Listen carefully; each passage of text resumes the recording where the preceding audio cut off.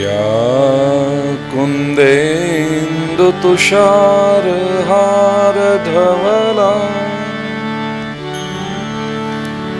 या शुभ्रवस्त्रावृता या वीणावरदण्डमण्डितकरा या श्वेतपद्मासना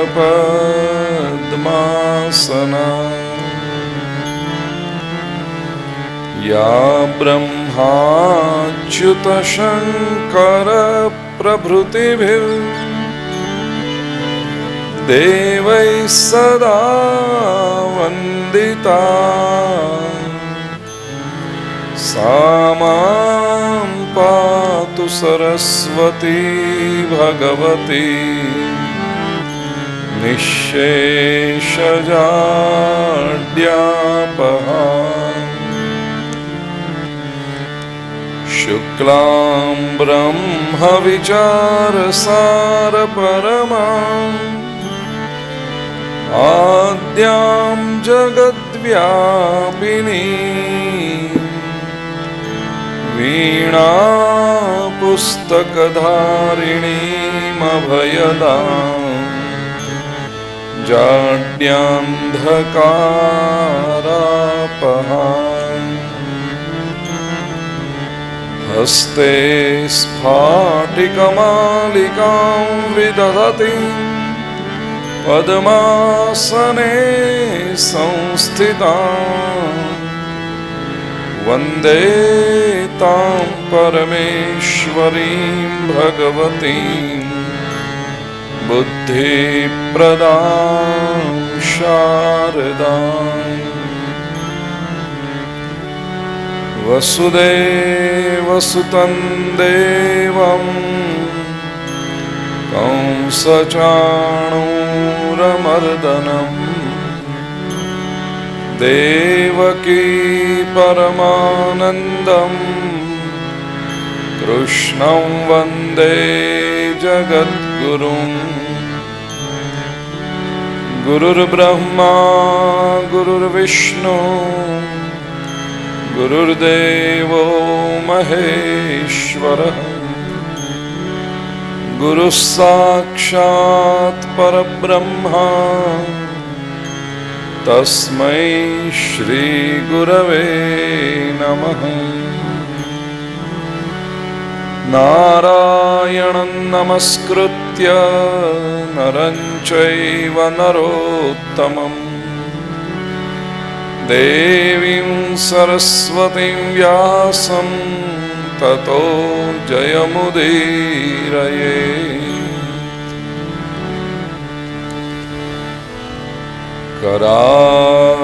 करारविन्देन पदारविन्दं मुखारविन्दे विनिवेशयन्तम् वटस्य पत्रस्य पुटे शयानं बालं मुकुन्दं मनसा स्मरामि।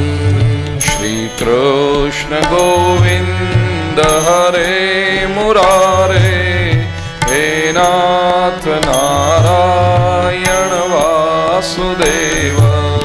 जिह्वे पिबस्वामृतमेतदेव गोविन्द दामोदर माधवेति।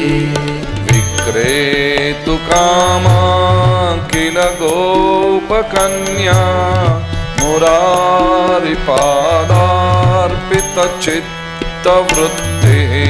दध्यादिकं मोहवशादवोचद् गोविन्द दामोदर माधवेति। गृहे गृहे गोपवधूकदम्बा सर्वे मिलित्वा समवाप्य योगम्।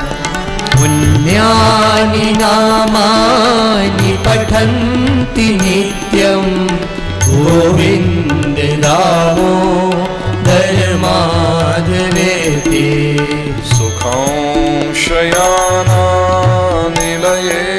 निजेऽपि नामानि विष्णो प्रवदन्ति मर्त्याः ते निश्चितं तन्मयतां व्रजन्ति गोविन्द दामोदर माधवेति जिह्वे सदैवं भज सुन्दराणि नामानि कृष्णस्य मनोहराणि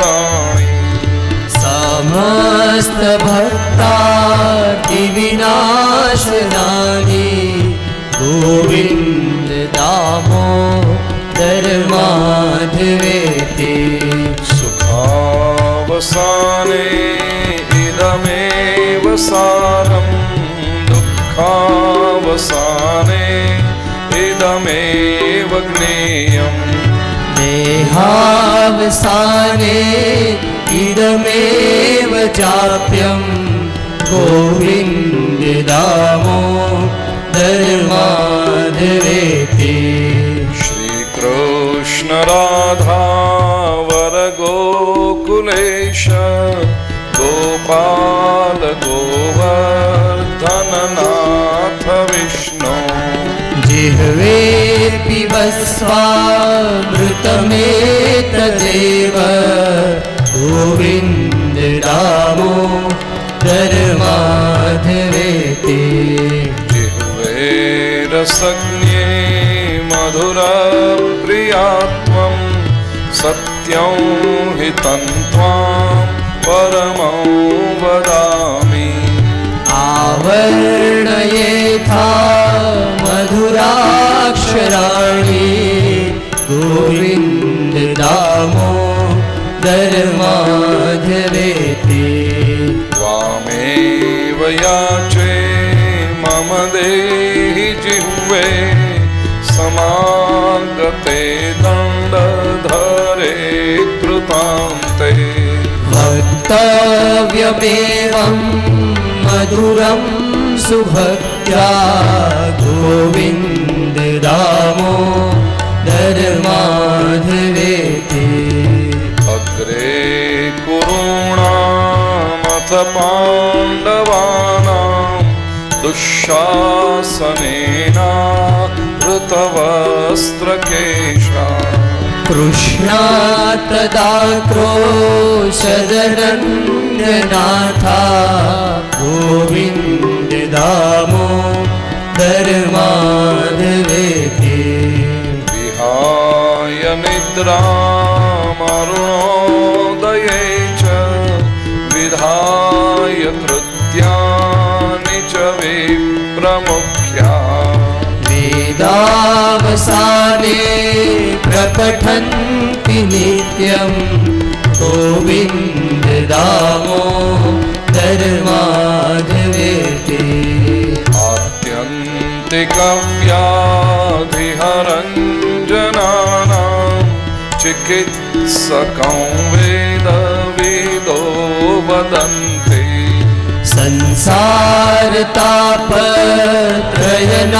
संसारतापत्रयनाशबीजं गोविन्द दामोदर माधवेति गोपालवंशीधररूपसिन्धो लोकेश नारायण दीनबन्धो उच्चस्वरे त्वं वद सर्वदेव गोविन्द दामोदर माधवेति गोविन्द दामोदर माधवेति गोविन्द दामोदर माधवेति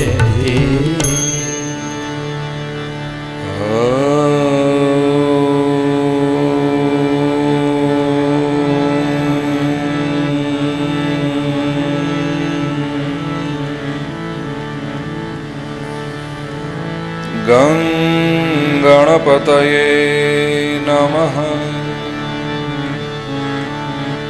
श्री सरस्वत्यै नमः श्री महालक्ष्म्यै नमः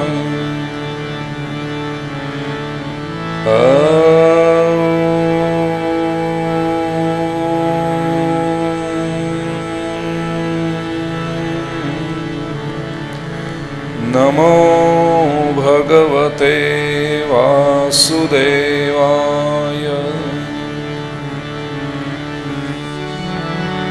मूकं करोति वाचालं पङ्गुल्लङ्घयते गिरिं यत्कृपातमहं वन्दे परमानन्दमाधवम्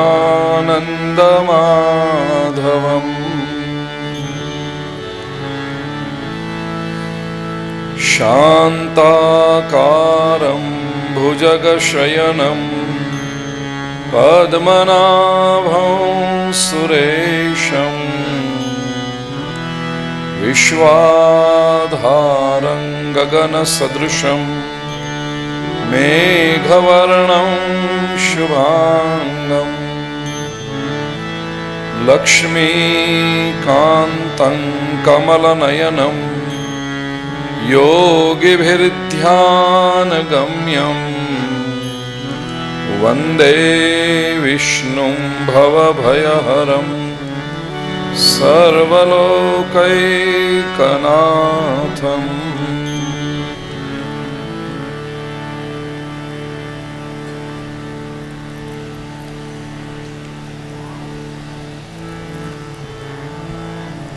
श्रीशुक उवाच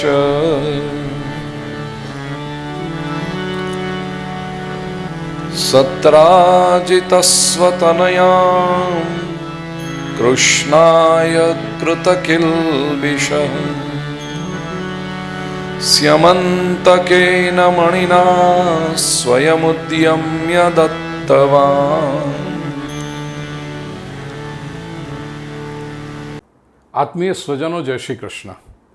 सत्कर्म परिवार के तत्वावधान में कैडिला फार्मास्यूटिकल्स परिवार द्वारा आयोजित वैश्विक सामूहिक ऑनलाइन श्रीमद् भागवत सप्ताह, जो पितृपक्ष में 11 से 17 सितंबर 2022 में निर्धारित हुई है, उसका विश्व भर से इतना सुंदर प्रतिसाद आ रहा है।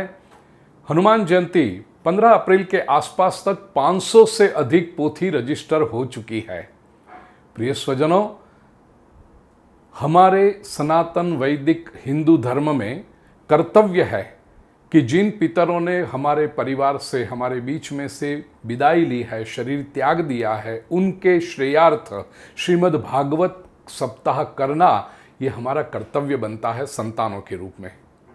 पितरों के लिए आप करना चाहें, स्वयं के लिए करना चाहें, आत्मकल्याण जिसको कहते हैं। परीक्षित को जब पता चला कि मृत्यु समीप है, तो बाद के लोग कथा करें ऐसी प्रतीक्षा क्यों करें, हम स्वयं अपनी कथा का श्रवण न कर लें, सबसे श्रेष्ठ होता है वो। तो पितृश्रेयार्थ, आत्मकल्याणार्थ या भागवत भक्ति के लिए किसी भी हेतु से आप इसमें जुड़ना चाहें, आपका स्वागत है। बता दूं, यह संपूर्ण निःशुल्क है, इट्स टोटली फ्री। सत्कर्म परिवार और कैडिला फार्मास्यूटिकल परिवार की ओर से यह समाज सेवा का अध्यात्म के क्षेत्र में अपना योगदान है। प्रिय स्वजनों, ये सारा कार्यक्रम YouTube चैनल पूज्य श्री भाई पर प्रसारित होगा, इसलिए अत्यंत आवश्यक है कि आप अभी इसी समय YouTube चैनल पूज्य श्री भाई को सब्सक्राइब कर लें। इस वीडियो के डिस्क्रिप्शन में आपको गूगल फॉर्म की लिंक मिलेगी। लिंक पर क्लिक करोगे कि पूरा गूगल फॉर्म खुल जाएगा, वो फॉर्म भर दीजिए, सबमिट कर दीजिए, आपकी पोथी रजिस्टर हो जाएगी। प्रिय स्वजनों, जहाँ जहाँ भी विश्व भर में आपके स्वजन रहते हो, आप स्वयं तो पोथी रजिस्टर कराइए, अपने सभी स्वजनों को भी प्रेरणा दीजिए। ऐसा मौका बार बार नहीं आता है प्रिय स्वजनों।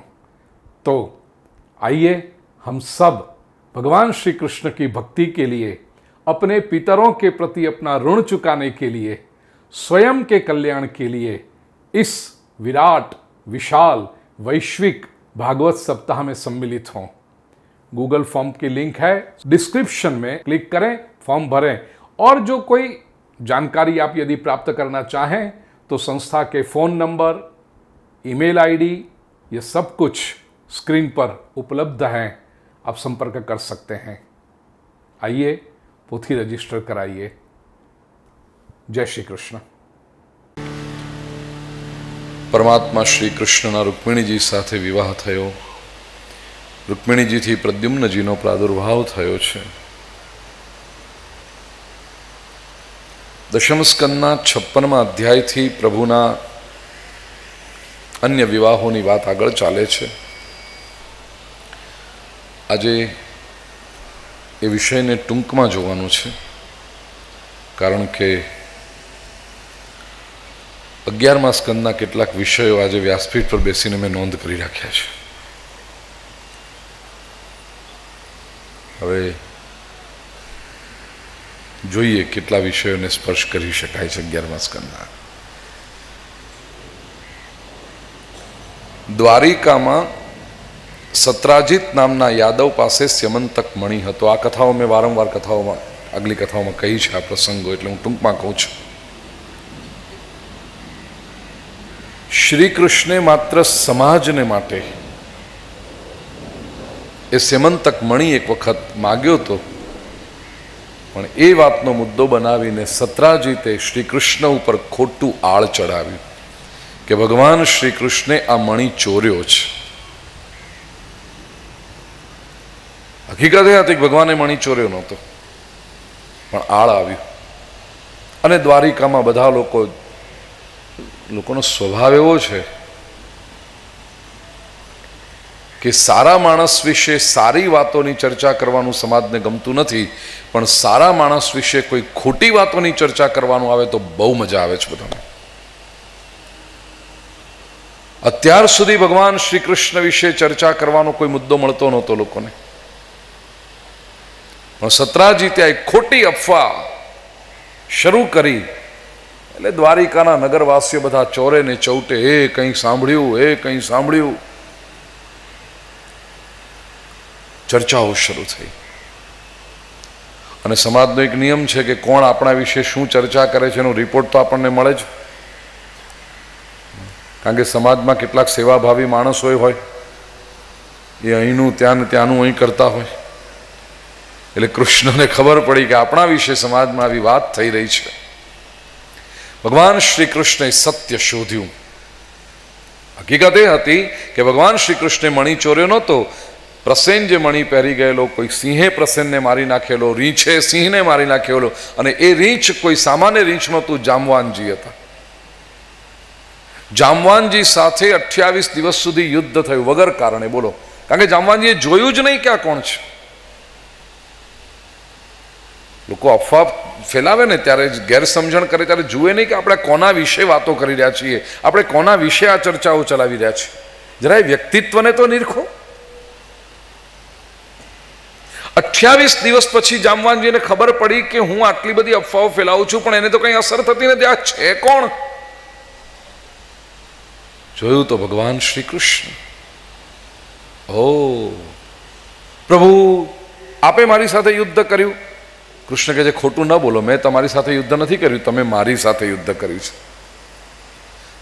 જામવાનજી કે પ્રભુ મને કહેવું તો હતું. કૃષ્ણ કે હું કહી શકું એટલો તમે મને સમય ક્યાં આપ્યો? તમે તો આવીને સીધી બથ્થા જ શરૂ કરી. ખોટી વાતો ફેલાવનારા કદી જેના વિશે વાતો કરતા હોય એને જઈને પૂછે કે ભાઈ તમારા વિશે આવી વાત સાંભળી છે કંઈ? ના, એ ના પૂછે, સીધી શરૂ જ કરે. કૃષ્ણ કહે છે તમે મને પૂછ્યું નહીં અને મને એમ કે તમારી યુદ્ધ કરવાની ઈચ્છા છે, હલાવો, આપણે ક્યાં ના છે? જામવાનજી કે ના પ્રભુ, કેમ આવું થયું? શ્રી કૃષ્ણ કે છે આ ચોરીનો આક્ષેપ મારા પર આવ્યો તો દ્વારિકા નગરીમાં લોકો ખોટી ચર્ચાઓ કરી રહ્યા છે, સત્ય શોધવા માટે હું અહીંયા આવ્યો હતો. જામવાનજીએ પ્રભુને કીધું લે પ્રભુ આ મણિ લઈ જાઓ. મણિ લઈને ભગવાન શ્રી કૃષ્ણ ગુફાની બહાર નીકળે છે. છેક દરવાજા સુધી જામવાનજી મૂકવા માટે આવ્યા અને છેવટે કહ્યું પ્રભુ હજી એક ઈચ્છા છે. શું? પ્રભુ મારે એક દીકરી છે, એનું નામ છે જાંબવતી. એની ઈચ્છા છે આપની સાથે લગ્ન કરવાની. પ્રભુ, જો મારી દીકરીની ઈચ્છા પૂર્ણ થાય ને, ભગવાન કે આ પૂર્ણાવતાર લીધો છે જેટલા માટે બધાની ઈચ્છાઓ જ પૂર્ણ કરવાની. હાલો. સ્યમંતક મણિ અને જાંબવતી બંનેને લઈને શ્રી કૃષ્ણ દ્વારિકા પહોંચ્યા ને ભરી સભામાં સત્રાજીતને ઉઘાડા પડ્યા કે તમે મારા વિશે આવી બધી અફવાઓ ફેલાવી રહ્યા હતા. આ રહ્યો મણિ. આખી વાર્તા કહીને પુરાવા તરીકે જોઈતી હોય તો જાંબવતી બેઠી છે. સત્રાજીતનું મોઢું શું રહે? આપણે કોઈ સારા માણસ વિશે સમાજમાં ખોટી ચર્ચાઓ ફેલાવતા હોઈએ અને સત્ય તો પ્રગટ થવાનું જ છે. હકીકત શું છે તો સામે આવવાની છે. દૂધનું દૂધ ને પાણીનું પાણી થઈ જ જવાનું છે, ચોખ્ખી વાત. તો એ વખતે પછી આ ખોટી અફવાઓ ફેલાવનારનું શું મોઢું રહે? ના પ્રભુ, મારે તો મણિ આપને જ દેવો તો. કૃષ્ણ કે છે હું મારા માટે નહોતો માગતો, રાજ્યની તિજોરીને માટે માગતો હતો. સત્રાજીતને થયું પકડાઈ ગયા છીએ. દ્વારકામાં રહેવું ને કૃષ્ણ સાથે વેર બંધાય તે યોગ્ય નહીં.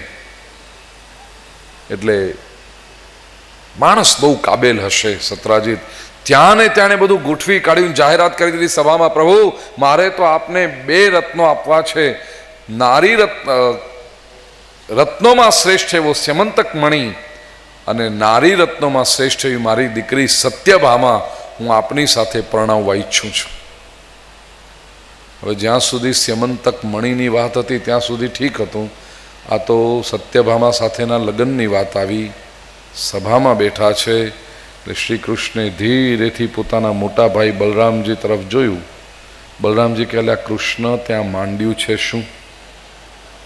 ત્યાં રૂકમિણી સાથે લગ્ન કર્યા, જાંબવતીને લઈને હજી તો તું હાયલો આવસ. દ્વારિકાધીશ થયા છે ને એટલે દ્વારિકાની ભાષા બોલે ને, હાયલો આવસ. અને આ તું ત્રીજું લગ્ન કરીશ? કૃષ્ણ કહે છે, મોટાભાઈ પહેલા 2 લગ્ન કર્યા ને એમાં તમારે માથે પાઘડી નથી બંધાવી, ફેંટો નથી. તમારે જો લાવો લેવો હોય કે નાના ભાઈને પરણાવવા જઈએ છીએ ને વેવાઈઓ સ્વાગત કરે છે ને એ આગ્રહ કરી કરીને મોઢામાં ગુલાબજાંબુ ખવડાવે છે, તો અહીંયા મોકો છે.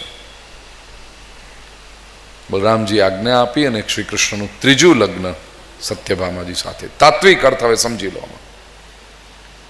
સામાજિક અને તાત્વિક 2 અર્થ. સામાજિક દ્રષ્ટિએ જોવા જઈએ તો મેં અનેક વખત આ ચર્ચા કરી છે કે આપણે પરિવારમાં હોઈએ, સમાજમાં હોઈએ, સારું કરતા હોઈએ બીજાને માટે, પણ છતાં કોઈક સમયે આપણા જીવનમાં એવો આવે કે લોકો આપણી નિંદા કરે. અને નિંદા ચાલે એટલે તો ઓહો, લોક તો કંઈ વાતો કરે. અને આપણને જ્યારે ખબર પડે ત્યારે આપણે શું કરવાનું? મોટે ભાગે એવું થતું હોય કે વ્યક્તિની હિંમત તૂટી જાય. ઓહો, અમે તો આટલા બધા સારા છીએ, લોકો મારા વિશે આવી વાત. પહેલી વસ્તુ ભગવાન શ્રી કૃષ્ણનું જીવન મને તમને શીખવે છે, લોકાપવાદનું જ્યારે વંટોળ આવે ત્યારે હિંમત હારશો નહીં. Don't lose your courage, first and the foremost thing. બીજું, હા, થોડુંક અંતર નિરીક્ષણ કરી લેવું કે આ નિંદામાં સત્ય તો નથી ને. કારણ કે ઘણી વખતે આપણા દોષ આપણા નિંદકો જ બતાવી શકે. એ અર્થમાં સંતોએ કહ્યું, નિંદક નિયરે રાખી આંગન કુટી છવાય. વ્યાસપીઠ પરથી હું કંઈ ઉદ્ધત થવાનું તો નહીં કહી શકું કે ચિંતા જ ન કરો, ભલે લોકોને જેમ વાત કરવી કરવા દો, એવું નહીં. તો આપણને જ્યારે ખબર પડે કે આપણા વિશે આવી નિંદા થઈ રહી છે ત્યારે થોડુંક અંતર નિરીક્ષણ કરી લેવું, ઇન્ટ્રોસ્પેક્શન કરી લેવું, આમાં સત્ય તો નથી ને. અને જો સત્ય હોય તો એ આપણી ભૂલને સુધારી લેવી શક્ય છે. 100માં 5% એવું છે કે નિંદા કરનારો સાચો હોય, આપણી ભૂલને સુધારી લેવાની, એટલી આપણામાં પ્રામાણિકતા હોવી જોઈએ. પણ જો આપણને લાગે કે આ નિંદા કરનાર ખોટો જ છે, આપણે એવી કોઈ ભૂલ કરી નથી, આપણા મનમાં કોઈ પાપ નથી, તો નિંદા કરનારાઓથી ડરશો નહીં. હાથી ચાલ્યો જતો હોય ને પાછળ કૂતરાઓ ભસે, એનાથી હાથી કંઈ પોતાની દિશા બદલતો નથી. નિંદા કરનારથી ડરવું નહીં, હિંમત હારવી નહીં. બીજું, આપણે કોઈની નિંદા કરવી નહીં. મન બહુ થઈ જાય. એવી લલચામણું હોય કોઈક આવીને આપણને કહે ને કે પેલા તમારા વિશે આવી આવી વાતો કરતા હતા, એટલે આપણે કહે એની વાત તો હું તમને કહું, બેસો. એવી લાલચ કોઈ દિવસ નહીં રાખવી. કોઈ કે તમારા વિશે આવી વાતો થતી, આપણે કહું એમ હશે, વાર્તા પૂરી.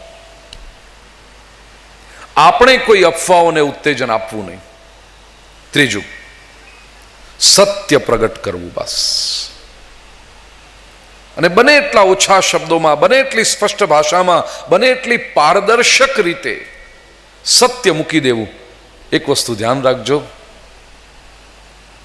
મોડું કે વહેલું પણ સત્ય તો પ્રગટ થતું જ હોય છે. ગિલેટ થોડીક વાર માટે ચમકે પણ અંતે પિત્તળ ઉઘાડું પડી જ જાય. પછી જ્યારે જે મૂળે સાચો છે એને ડરવાની જરૂર નથી. લોકનિંદાથી ડરો નહીં, શ્રી કૃષ્ણ કહે છે. આપણે જો પ્રામાણિક હોઈએ, આપણે જો કોઈ ભૂલ ના હોય, લોકનિંદાથી ડરવાની જરૂર નથી. સમાજ છે ભાઈ, ફૂલનો હાર પહેરાવે અને ખાસડાનો હાર પહેરાવવા આવે. લોકનિંદાથી ડરાય નહીં. પ્રામાણિકતાથી આપણે જે સત્કર્મ કરીએ છીએ કરતા રહેવાનું. સમાજને સ્વીકાર કરવો જ પડશે જે સત્ય છે એનો. તાત્વિક દ્રષ્ટિએ જોઈએ તો ભગવાનના આ પહેલા 3 લગ્નો પુરવાર કરે છે કે પ્રભુ કામ, ક્રોધ અને લોભથી પર છે. રૂકમિણી એ કાળની સર્વશ્રેષ્ઠ સુંદરી હતી. ભલભલા રાજાઓ, રાજકુમારો રૂકમિણી સાથે લગ્ન કરવા માટે ની કામના રાખતા હતા. કેવળ ઈચ્છા નહીં, કામના રાખતા હતા. ભગવાન રૂકમિણી સાથે લગ્ન કરે છે કામનાને લીધે નહીં. રૂકમિણીએ પ્રેમ ભર્યો પત્ર લખ્યો છે. એક ભક્તના હૃદયનું નિમંત્રણ હતું, તેથી પ્રભુ પધાર્યા છે. એટલે રૂકમિણી સાથેનું લગ્ન પુરવાર કરે છે પ્રભુ કામથી પર છે. અજાણી વ્યક્તિને ગુફામાં જોઈને જામવાનજીને ક્રોધ આવ્યો તો ભગવાનને ક્રોધ નથી આવ્યો. જાંબવતી સાથેનું લગ્ન પુરવાર કરે છે પ્રભુ ક્રોધથી પર છે. અને સ્યમંતક મણિ માટે સત્રાજીતના મનમાં લોભ હતો, શ્રી કૃષ્ણના મનમાં કોઈ લોભ નહોતો. સત્યભામા સાથેનું લગ્ન પુરવાર કરે છે પ્રભુ લોભથી પર છે. કામ, ક્રોધ અને લોભથી પર એવા પરમાત્માના આ પ્રથમ 3 લગ્નો. એ જ શ્રી કૃષ્ણ આગળ જઈને ભગવદ્ ગીતાના 16મા અધ્યાયમાં કહી શકે, ત્રિવિધન નરકસ્યે દ્વંદ્વારન્નાશનમાત્મન કામ ક્રોધસ્તથા લોભ તસ્માદે તત્રયં ત્યજેત. નરકના દરવાજા 3 છે ભાઈ, કામ, ક્રોધ અને લોભ. આ 3માંથી એક પણ જગ્યાએ ઉભા રહ્યા એટલે સીધા નરકમાં વગર ટિકિટે પહોંચી જ જવાય છે. એનાથી પર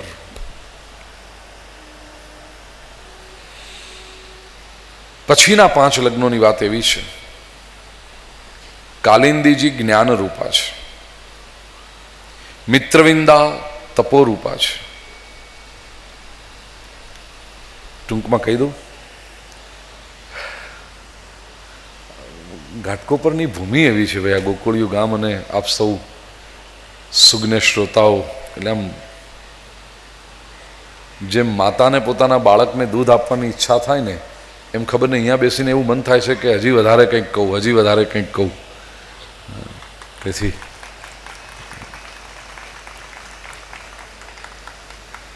કાલિંદી સાથેના લગ્નની વાત એવી છે. વાત મહાભારતમાં બહુ સુંદર પ્રસંગ છે. ભાગવતજીમાં બહુ ડિટેલમાં નથી વાત એના વિશે, પણ મહાભારતમાં દુર્યોધને પાંડવોને ખાંડવ પ્રસ્થને એવો જંગલોનો પ્રદેશ આપ્યો અને એમાં ઇન્દ્રપ્રસ્થ વસાવવાનું હતું, નગર વસાવવાનું હતું. બહુ મોટું કામ હતું, જંગલો સાફ કરવાના, નગર વસાવવાનું. ત્યાં બધા લોકોના જે વસાહતો હોય એ બધાને હટાવવા પડે. આજે તમે એક પ્લોટ પણ લો, બિલ્ડરો જે હોય તો, અને એને ડેવલપ કરવામાં કેટલું બધું જોઈએ કે એમાં કોઈ જૂના ભાડુઆત છે તો એમની સાથે પતાવો ભાઈ કે તમે નીકળી જાઓ, કે તો તમને બીજું ઘર આપીશું અથવા બીજી જગ્યાએ. કેટલું બધું કરવું પડે. તો આટલા મોટા જંગલોમાં એક આખું નગર વસાવ કેટલા લોકો રહેતા હશે. એ કામ માટે ભગવાન શ્રી કૃષ્ણ અને અર્જુન નીકળ્યા હતા. એક દિવસ એવું થયું, સવારનો સમય હતો, અર્જુનને તરસ લાગે છે ને દૂરથી આમ નદી વહેતી હોય એવો અવાજ આવતો હતો, ખળખળ ખળખળ ખળખળ. અર્જુને ભગવાનને પૂછ્યું, પ્રભુ જલ? પ્રભુ કે મને ઈચ્છા નથી. અર્જુન કે પ્રભુ તો હું પીને આવું છું, પાણી પીને. ભગવાન કે ઠીક છે, જા. ભગવાન વૃક્ષ નીચે બેઠા છે, અર્જુન નદી પાસે જાય છે અને જ્યાં નદીના કિનારે પહોંચ્યો, નદીના પ્રવાહની વચ્ચોવચ્ચ અર્જુને એક યુવતીને જોઈ, કમરબૂડ પાણીમાં ઊભી છે અને સૂર્યને અર્ઘ્ય આપી રહી છે. એટલી સુંદર આ યુવતી છે. પહેલા તો અર્જુન આકર્ષાયો છે. યુવતી પાસે જઈને કે ઓહો હે સુશ્રોણી, તમે કોણ છો? તમે અહીંયા નદીના પ્રવાહની વચ્ચોવચ્ચ ઊભા રહીને શું કરો છો? આ જંગલમાં તમે એકલા છો? તમે પરણેલા છો કે કુંવારા છો? કોણ છો? એવું મીઠું મીઠું બોલવા માંડ્યો અર્જુન.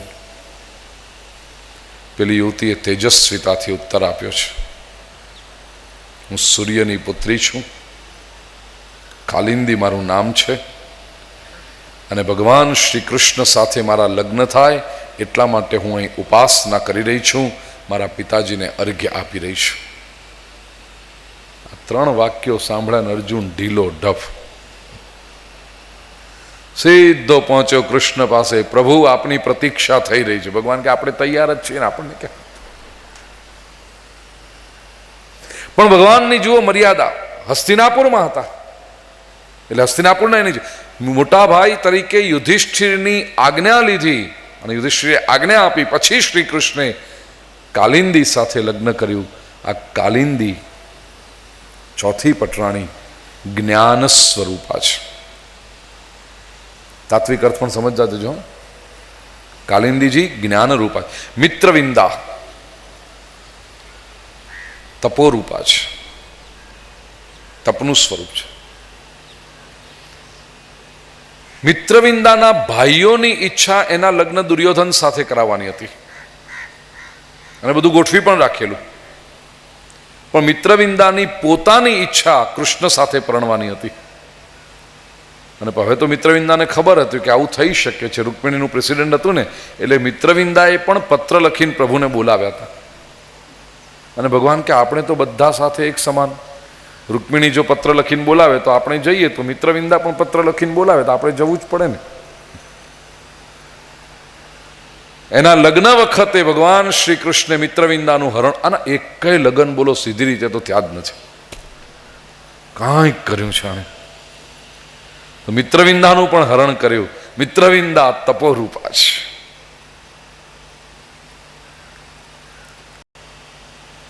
બ્રજમાં રમણ રીતિમાં એક બહુ પ્રભાવી સંત, ખૂબ પ્રેમ રાખે છે આપણી સાથે, ખૂબ સ્નેહનો સંબંધ છે. પૂજ્યપાદ સ્વામી કાર્ષ્ણી ગુરુ શરણાનંદજી મહારાજ, એ બહુ પ્રેમથી કૃષ્ણને ટેઢી ટાંગવા લાગે અને મને બહુ ગમે એ જે રીતે કે ને બ્રજ ભાષામાં, અમારો ટેઢી ટાંગવાલો. જેમ અયોધ્યાના સંતો હનુમાનજીને બહુ ભાવપૂર્વક લંગડે બાબા કહે છે. લંગડે બાબા, ભરતજીનું બાણ લાગ્યું હતું ને, હનુમાનજીને પગમાં ઈજા થઈ છે. રામાયણની કથા હોય ત્યારે આખો પ્રસંગ ડિટેલમાં સમજાવું છું, પણ અયોધ્યાના મહાત્માઓ હનુમાનજીને લંગડે બાબા કહે. એવી રીતે પૂજપાત સ્વામી કાર્ષ્ણી ગુરુ શરણાનંદજી મહારાજ कृष्ण ने कि हमारा टेढ़ी टांग वाला. ये टेढ़ी टांग वाले ने एक भी विवाह सीधी तरह से नहीं किया. मित्रविंदा तपोरूपा है. नाग्नजीती જેનું બીજું નામ હતું સત્યા, ભક્તિ રૂપા છે. એની કથા એવી છે કે સ્વયંવર યોજાયો હતો અને એ વખતે શરત હતી નાગ્નજીતીના લગ્ન વખતે, સત્યાના લગ્ન, કે એક સાથે 7 સાંઢને જે નાથે એ સત્યાને પરણે. 7 ઓક્સન સાયમલ્ટેનિયસલી કંટ્રોલ કરવાના. એક સાંઢને નાથવો એટલો અઘરો 7 સાંઢ. તમે કદાચ બુલ ફાઇટ જોઈ હશે ટીવી પર. મેં તો આના પર પણ રિસર્ચ કર્યું કે આવું ક્યાંથી ભારતમાં. કારણ કે ભાગવત એટલે આ જે પ્રસંગ છે એના પહેલા ક્યાંય આપણે ત્યાં આ પદ્ધતિ નહોતી કે સાંઢ સાથે યુદ્ધ કરવા. આપણે ત્યાં નથી પદ્ધતિ. આ યુરોપની પદ્ધતિ છે કે માણસ અને પશુનું યુદ્ધ કરાવાય. રિસર્ચ કર્યા પછી કહું છું. ગ્રીસમાં એવી પદ્ધતિ હતી કે માણસ અને સિંહના યુદ્ધ કરા. તમે પેલો એન્ડ્રોક્લિસ લાયન અને પેલો સ્લેવ કોઈ ગુલામ એ બંનેનું યુદ્ધ કરાવેલું ગ્રીસમાં. પણ આ ગુલામે ક્યારેક સિંહનો પ્રાણ બચાવ્યો હતો ને સિંહ ભૂલે નહીં. અઠવાડિયા સુધી સિંહને ભૂખ્યો રાખ્યો હતો અને પછી પાંજરામાંથી છોડી મૂકવામાં આવ્યા ગુલામ સાથે યુદ્ધ કરવા. પણ એ સિંહ ઓળખી ગયો કે આ માણસે તો મારી રક્ષા કરેલી જંગલમાં, સિંહને મારતો નથી ગુલામ. એ વાર્તા તમે સાંભળી. પણ આ ગ્રીસની આ પાશવી પદ્ધતિ છે ને, યુરોપની છે બધી, કે માણસ અને પશુનું યુદ્ધ કરે. હું સ્પેન ગયો ત્યારે મને ખબર પડી. હજી આજે પણ બાપજી સ્પેનમાં પદ્ધતિ ચાલે છે કે માણસ અને આખલાના યુદ્ધો થાય. બુલ ફાઇટ કહેવાય. સમરમાં તો દર શનિવારે મોટા મોટા સ્ટેડિયમ, આપણે જેમ ક્રિકેટના સ્ટેડિયમ એવી રીતે ત્યાં સ્ટેડિયમ. અને હું જે परिवाરમાં ત્યાં તો सिंधी परिवार. उन्होंने कहा गुरुजी चलें ये देखने के लिए. मैंने कहा मुझे नहीं जाना है, કારણ કે સ્વાભાવિક છે માણસને તો મરવા ન દે. હવેના યુરોપના જે કાયદા, પ્રવીણભાઈ તમે તો જાણો છો, માણસને તો મરવા ન દે. આખલો જ મરવાનો હોય, પણ એ જે સ્ટ્રગલ થાય, જે સંઘર્ષ થાય, એ આખલાને 15-20 દિવસ મહિના સુધી બરાબર ખવડાવી પીવડાવી તાજો માજો કર્યો હોય અને માણસનું ને આખલાનું યુદ્ધ કરે. માણસ પાસે શસ્ત્ર હોય, તલવાર ને ચાકુ ને એવું બધું. બિચારા આખલાને ખતમ કરી નાખે. અને એ તો રાક્ષસ જેવી પ્રજા આખલાનું માંસ પછી પાર્ટી કરે. પણ લોકો 300 યુરો ને 500 યુરોની ટિકિટો લઈ અને આ બુલ ફાઇટો જોવા સ્ટેડિયમમાં જાય. આપણાથી જોવાય કેમ? ટીવી પર પણ ક્યારેક એ આવતું હોય અને બતાવ્યું અમને, બધું કેવું હોય આ, તો ટીવી પર બતાવતા, આપણે નથી જોવું. આમ ચાકુ મારે ને આખલાના શરીરમાંથી લો.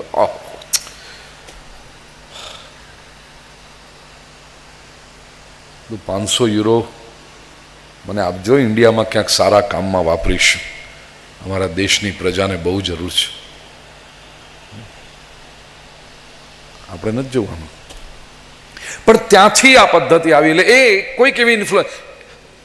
આ પ્રસંગ પહેલા ભારતીય સંસ્કૃતિમાં ક્યાંય બુલ ફાઇટની વાત નથી, અને આ પ્રસંગ પછી પણ બહુ પ્રસંગો નથી આવા. આ એક જ કોઈક વિશિષ્ટ પ્રસંગ છે. ઐતિહાસિક દ્રષ્ટિએ જો તપાસીએ તો એ સ્પેનની અસર છે, યુરોપની અસર છે. પણ તાત્વિક દ્રષ્ટિએ જોવું મને બહુ ગમે, કારણ કે શ્રીમદ ભાગવતની ભાષા એ સમાધિ ભાષા છે. સત્યા એ ભક્તિનું સ્વરૂપ છે. જેને ભક્તિ પ્રાપ્ત કરવી હોય જીવનમાં, એને 7 સાંઢ નાથવા પડે છે. એનો અર્થ કે ભક્તિ માર્ગમાં 7 વિઘ્ન છે, અને એક એક વિઘ્ન એક એક સાંઢને નાથવા જેવું અઘરું છે. ટૂંકમાં તમને લિસ્ટ આપી દઉં. પહેલું વિઘ્ન, પહેલું ને બીજું સાથે લઈ લઈએ. તૃષા અને ક્ષુધા, તરસ અને ભૂખ, ભક્તિ માર્ગના વિઘ્ન છે. સવારના પરમાં તમે પૂજા કરવા બેઠા હો, એક તો ઉઠો મોડા, 9, 9:30 વાગે ઉઠી 10:30 વાગે નાહીને પછી જલ્દી હવે ઓફિસમાં જવાનું છે.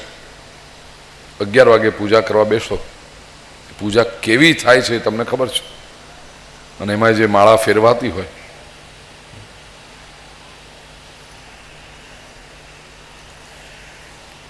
પહેલા 5 મંત્રો બહુ સારા બોલાય. ओम नमो भगवते वासुदेवाय, ओम नमो भगवते वासुदेवाय, ओम नमो भगवते वासुदेवाय, ओम नमो भगवते वासुदेवाय, ओम नमो भगवते वासुदेवाय। પછી એમ થાય કે આમ જો બોલીશું તો સાંજ પડશે માળા ફેરવતો, એટલે ગાડીનો ગિયર બદલાય. ओम नमो भगवते वासुदेवाय, ओम नमो भगवते वासुदेवाय, ओम नमो भगवते वासुदेवाय, ओम नमो भगवते वासुदेवाय, ओम नमो भगवते वासुदेवाय, ओम नमो भगवते वासुदेवाय, ओम नमो भगवते वासुदेवाय, ओम नमो भगवते वासुदेवाय, ओम नमो भगवते वासुदेवाय, ओम नमो भगवते वासुदेवाय. લાગે આ ઓછું છે. હવે થર્ડ ગિયરમાં ઓમ નમો ભગવતે વાસુદેવાય, ઓમ નમો ભગવતે વાસુદેવાય, ઓમ નમો ભગવતે વાસુદેવાય, ઓમ નમો ભગવતે વાસુદેવાય, ઓમ નમો ભગવતે વાસુદેવાય, ઓમ નમો ભગવતે વાસુદેવાય, ઓમ નમો ભગવતે વાસુદેવાય, ઓમ નમો ભગવતે વાસુદેવાય, ઓમ નમો ભગવતે વાસુદેવાય. હજી લાગે કે હજી ઓછું પડે છે, થોડુંક હજી ફોર્થ ગિયરમાં જાય. ઓમ નમો ભગવતે વાસુદેવાય, ઓમ નમો ભગવતે વાસુદેવાય.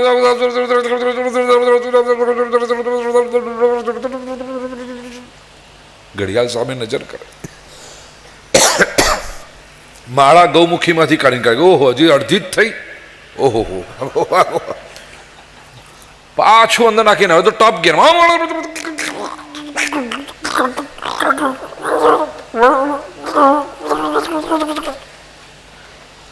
હસો શું તમે રોજ સવારે આ જ કરો છો?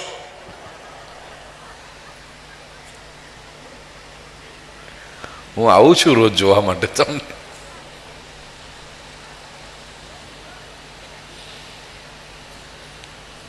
ભૂખ લાગી, તરસ લાગી, એમાં રસોડામાંથી રસોઈની સુગંધ આવવા માંડે, પછી તો ઓહો, એ તો બધી જે માળાઓ ફરતી હોય છે.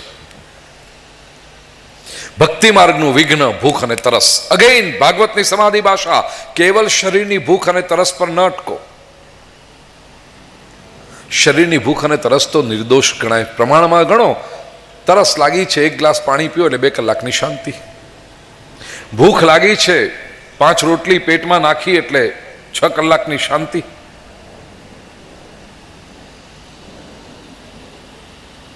બીજી બધી તરસ અને ભૂખ જે હોય છે ને, સંપત્તિની ભૂખ, કીર્તિની ભૂખ, સત્તાની ભૂખ, સન્માનની ભૂખ, વાસનાની ભૂખ, બધી કેવી હોય છે? એમાં તમે જેટલું નાખો એટલું ઓછું જ પડે છે. વધારે વધારે વધારેની માગ રહ્યા જ કરે છે. ભક્તિ માર્ગનું એ સૌથી મોટું વિઘ્ન છે, આ બધી ભૂખ, તરસ.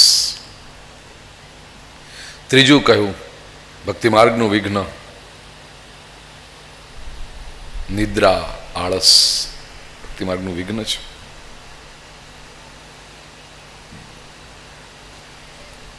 ચોથું ભક્તિ માર્ગનું વિઘ્ન, जुगार. किशो भक्ति में वही जुगार? अरे भक्ति में जैसा जुआ खेला जाता है ना, ऐसा कहीं नहीं होता. बीजे बधे तमे जुगार रमो, लॉटरी के लो तो पहला 10 रुपयानी लॉटरी लेवी पड़े, लागे तो ठीक, नहीं तो 10 गया. जुगार में पहला कहीं दाव में मूकवू पड़े. भक्ति मार्ग नो जुगार, मंदिर में जईने के हे भगवान आ वर्षे जो 5 लाख नो नफो थशे तो 1 नारिયેર चढ़ावीश. केवो जुगारी बोलो? पहला 5 लाख आप, पछी तने नारिયેર आपू.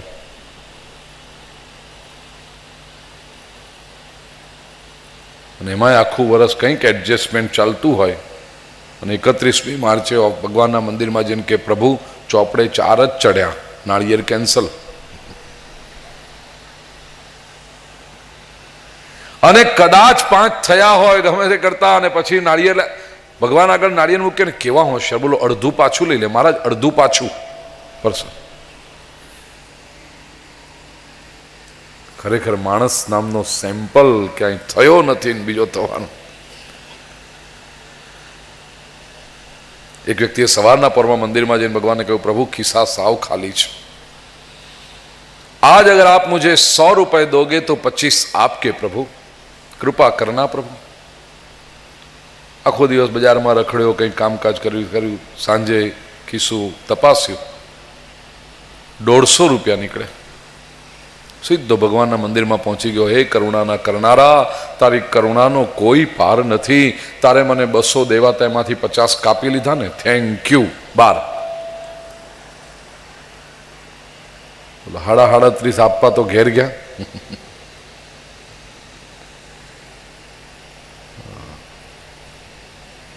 तो ये जुगार भक्ति मार्ग का विघ्न है। 4 विघ्न हुए, 5वां विघ्न कहा रोग, भक्ति मार्ग का विघ्न है। ઘણા લોકો મને કહે ને, ભાઈ આપ 4 કલાક 5 કલાક એક જ પલાઠી વાળીને કેવી રીતે બેસી શકો છો? લોકો કેવું કેવું ઓબ્ઝર્વ કરતા હોય કે અમે જોઈએ છીએ 5 કલાક કે 6 કલાક પણ કથા ચાલે તો તમે બિલકુલ આમ એક જ પલાઠી વાળી, અને અમે તો ખુરશી પર કે આવા મજાના સોફા ઉપર બેઠા હોઈએ તો દર 15 મિનિટે પગ આમ ઊંચો નીચો આડો અવળો. તમારી હવે ઉંમર થઈ ને,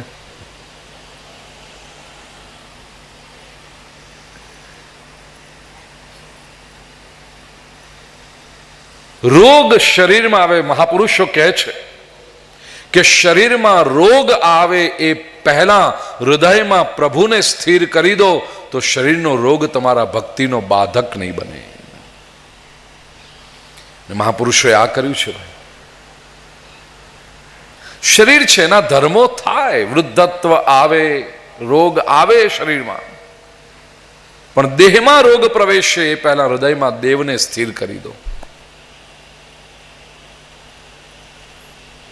અનેક મહાપુરુષોના જીવન ચરિત્રનો અભ્યાસ કર્યો ને એટલા બધા સામે આવે. રમણ મહર્ષિ 20મી સદીનું એક અદ્ભુત ચરિત્ર, જે રિયલાઇઝડ સોલ થયા 20મી સદીમાં, જેણે બ્રહ્મત્વનો સાક્ષાત્કાર કર્યો હોય એવા મહાપુરુષોની જો યાદી બનાવવામાં આવે તો એમાં રમણ મહર્ષિનું નામ અચૂક આવે. સાંખ્ય શાસ્ત્ર એ રમણ મહર્ષિ, એમને પેટમાં કંઈક ગાંઠ હતી, દુખાવો રહ્યા કરતો હતો, અને આથી 50 વર્ષ પહેલાની વાત. જર્મન ડોક્ટરો એમના શિષ્યો તપાસ કરી, અને એ જમાનામાં આજના જેવું કંઈ મશીનો કે એડવાન્સ્ડ મેડિકલ ટેકનોલોજી નહીં. એમના શિષ્યોએ એ વખતે બ્લડનું સેમ્પલ લે તોય તપાસ કરાવવા જર્મની મોકલવું પડે, એક્સરે લે તોય જર્મની મોકલવું પડે. પણ ખબર પડી કે પેટમાં મોટી ગાંઠ છે ને કહ્યું ગુરુદેવ ઓપરેશન કરવું પડશે. રમણ મહર્ષિ કે કરો. ઓપરેશન ટેબલ પર એમને લીધા અને ડૉક્ટરો કે હવે અમે તમને એક ઇન્જેક્શન આપીએ છીએ ગુરુદેવ, એનાથી તમે બેહોશ થઈ જશો, તમે બેભાન થઈ જશો. કેમ? તો કે આ તો પ્રોસિજર છે, ઓપરેશન કરતાં પહેલાં એનેસ્થીશિયા આપવું પડે અને તમે બેહોશ થઈ જશો. રમણ મહર્ષિ કે ઓપરેશન માટે આ જરૂરી? તો કે ના, ઓપરેશન એને કાંઈ લેવા દેવા નથી, પણ તમને વેદના ન થાય ને. રમણ મહર્ષિ કે આ ઇન્જેક્શન મારે નહીં જોઈએ. કેમ? કે મેં તમને આખું જીવન જાગૃત રહેવાનો ઉપદેશ આપ્યો અને મારા શિષ્યો થઈને તમે મને બેહોશ કરશો? બેહોશ નહીં થાવ. તમે ઓપરેશન કરો, બેહોશ કરવાની જરૂર નથી. ન મને વિશ્વનું એકમાત્ર ઓપરેશન છે કે જ્યાં મેજર ઓપરેશન કર્યું હોય અને છતાં પેશન્ટને એનેસ્થીશિયા ના આપ્યો હોય. પહેલો અડધો કલાક તો ડોક્ટરોના હાથ ધ્રુજે કે હમણાં ઊભા થઈને દોડશે, હમણાં બૂમો પાડશે, ચીસો પાડશે. આપણને સહેજ કાંટો વાગે કે ટાંચણી વાગે તો આપણે કેટલી બૂમાબૂમ કરીએ છીએ. અરે ઘણા લોકોને તો ઓપરેશન નામથી ફોબિયા હોય. ડોક્ટર શક્તિનું ઇન્જેક્શન આપે ને તો અરે ભાઈ તારા સારા માટે છે. ઇન્જેક્શનની આમ નીડલ જુએ ને એમને તકલીફ થઈ જાય. એવા મહાપુરુષો હોય છે અને એવી વીર લક્ષ્મીબાઈઓ હોય છે બધી, ઝાંસી કી રાણીઓ બધી.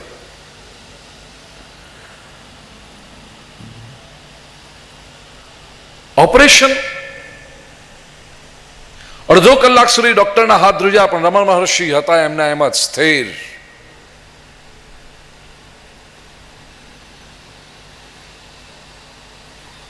ધીરે ધીરે ડોક્ટરોને હિંમત આવી. કલાક 1.5 કલાક પછી ડોક્ટરોએ પૂછ્યું કે તમને વેદના નથી થતી? તો કે શરીરને થાય છે. ડૉક્ટરે કહ્યું મેં તમારું પેટ આખું કાપીને ખુલ્લું કર્યું છે, તમને તકલીફ?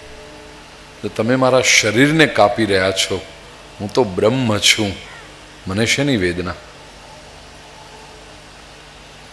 6.5 કલાક ઓપરેશન ચાલ્યું અને ત્યાં સુધી ચૂં કે ચા નહીં.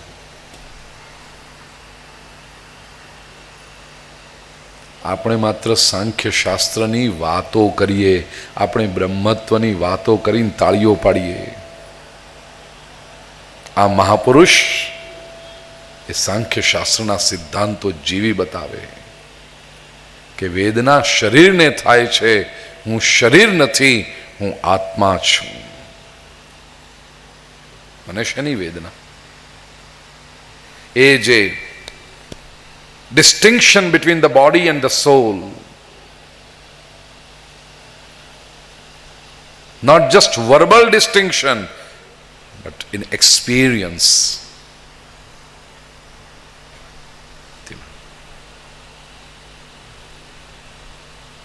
આપણા સૌના આદરણીય પરમ શ્રદ્ધેય પૂજ્ય ડુંગરે મહારાજ છેલ્લે છેલ્લે તબિયત એટલી બગડેલી,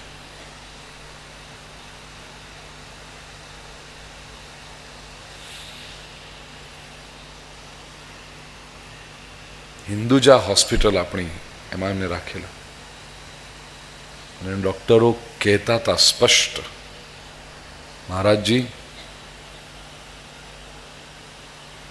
હવે જો જીવવું હોય તો કથા બંધ કરો. બાપજીનો ઉત્તર હતો, મારા લાલાની કથા જો ન કહેવાની હોય તો જીવીને કરવું છે શું?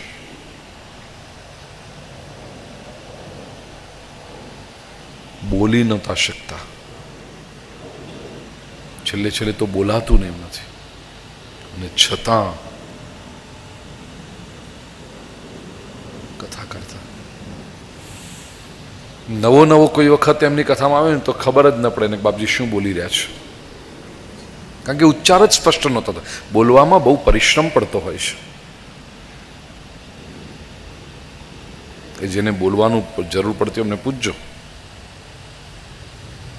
એટલે ધીરુભાઈ ટ્રેનિંગ આપે કે અવાજને કેમ કેળવવો, અવાજને કેમ હાચવવો.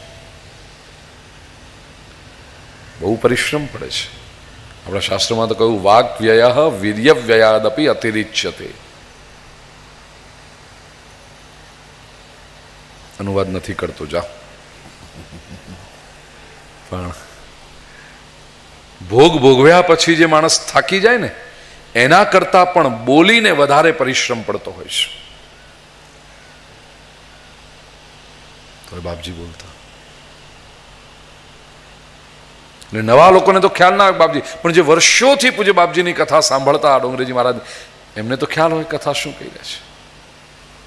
પણ એક દિવ્ય વાતાવરણમાં રહેવાને માટે એમની જે શૈલી, હાથ જોડી મસ્તક નીચું રાખી શુકદેવજી વર્ણન કરે છે રાજન.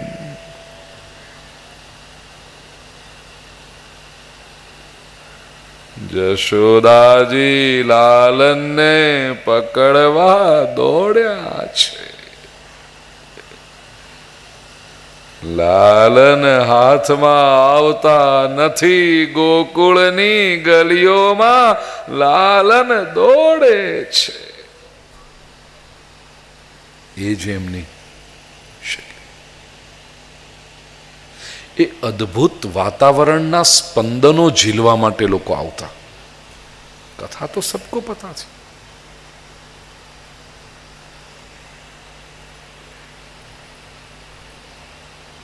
મારો કહેવાનો આશય, શરીર છે, રોગ આવશે, સંસાર છે, આ છઠ્ઠું વિઘ્ન છે માનસિક વિક્ષિપ્તતા.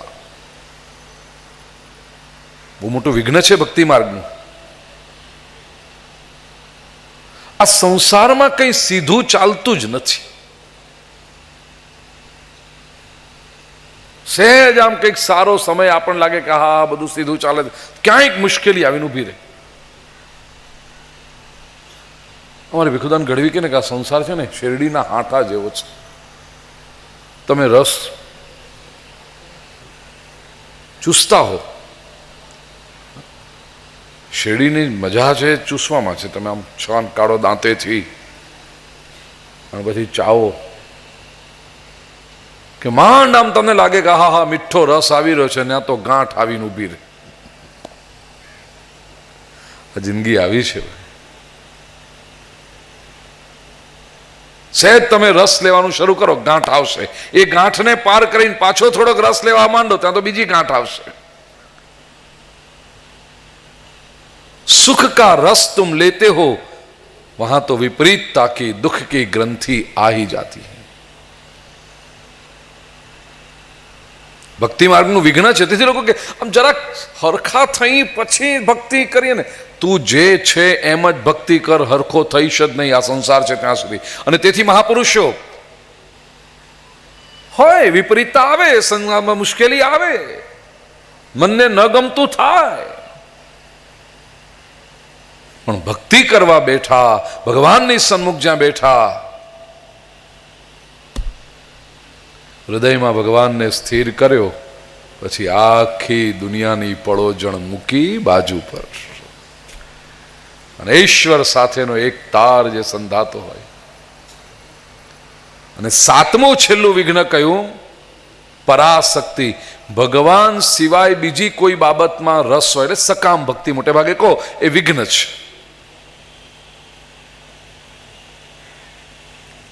આ સાતે સાંજને પ્રભુએ નાથ્યા, ભક્તિરૂપી સત્યાને પ્રાપ્ત કર્યા છે. પછીની બે રાણીઓ ભદ્રા સાંખ્ય રૂપા છે અને લક્ષ્મણા યોગ રૂપા છે. આ થઈ પ્રભુની અષ્ટપટરાણીઓ. નામ યાદ રહી ગયા? બોલવા માંડો. માનસીથી શરૂ કરીએ આપણે. બેટા બોલ. પહેલી રાણી કોણ? રૂકમિણી. બરાબર છે. ઈશિતા? બીજી રાણી તને જે નામ યાદ આવે, ચલો ઓર્ડરમાં યાદ ના હોય તો. જાંબવતી. પછી એક મિનિટ, મારી ઈચ્છા એવી છે કુટુંબની દીકરીઓ પાસે જરાક જવાબો લઈએ. સત્યભામા. પછી કાલિંદી. પછી ક્યાં ગઈ? મોઢા કેમ છુપાવો છો બેટા? બોલ. ઊભી થા, ઊભી થા. તો સોફા પર બેઠી છે બેન, ઊભી થા. બોલ. ચાર રાણીઓ આવી, પાંચમી કોણ છે હવે? સત્યા. ઓકે. પછી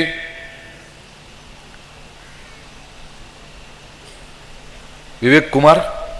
થઈ જાવ ઉભા. બોલો.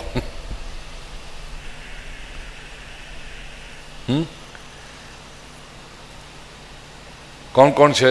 જુઓ. કાલિંદ, હું બોલી ગયો. કાલિંદી તમે બોલ્યા હતા.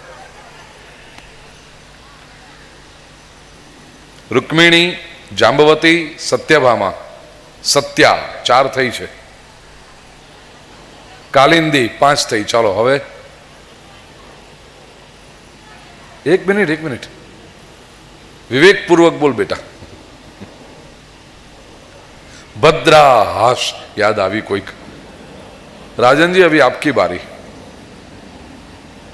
જમાઈ એ દીકરો જ ગણાય ને. ચલો.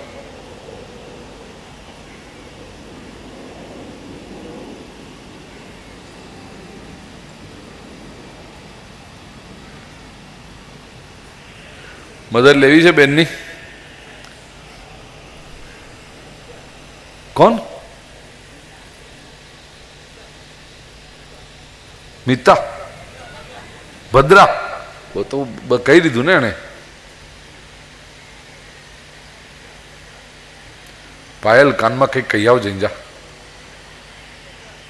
ભદ્રા તો થઈ ગઈ.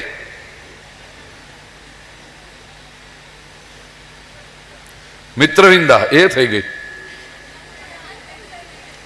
નથી થઈ? ઓકે. જમાઈને બહુ સાચવત બધા. હા ભાઈ.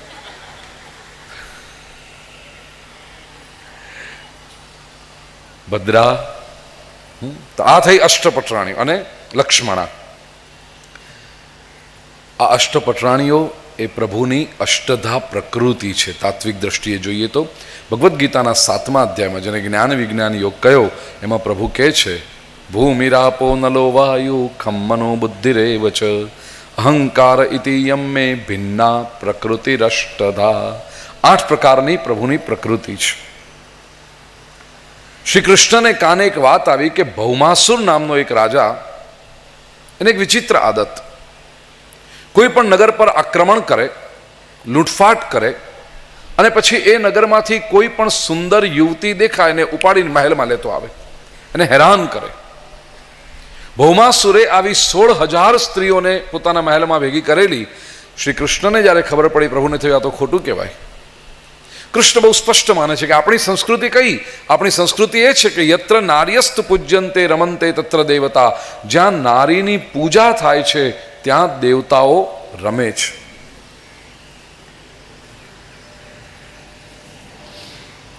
સ્ત્રી એ કોઈ ભોગનું રમકડું નથી. સ્ત્રીને પોતાનું વ્યક્તિત્વ છે અને એ વ્યક્તિત્વનું ગૌરવ થવું જોઈએ. જોયું બાપજી?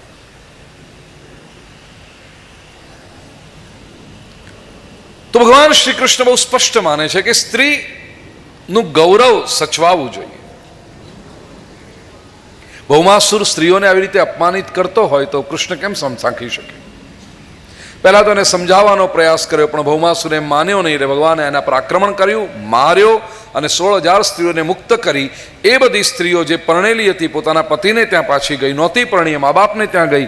હવે જરાક વિચાર કરજો, આજે આપણે એમ કહીએ કે અમે બધા બહુ સુધરી ગયા, બહુ બ્રોડ માઇન્ડેડ થઈ ગયા, બહુ ભણેલા ગણેલા થઈ ગયા, બહુ કલ્ચર્ડ થઈ ગયા, બહુ સિવિલાઇઝ થઈ ગયા, બહુ મોડર્ન થઈ ગયા, છતાં પણ આજે કોઈ સ્ત્રીના જીવનમાં આવી ઘટના બને તો સમાજ લેબલ લગાડવા માટે તૈયાર બેઠો છે.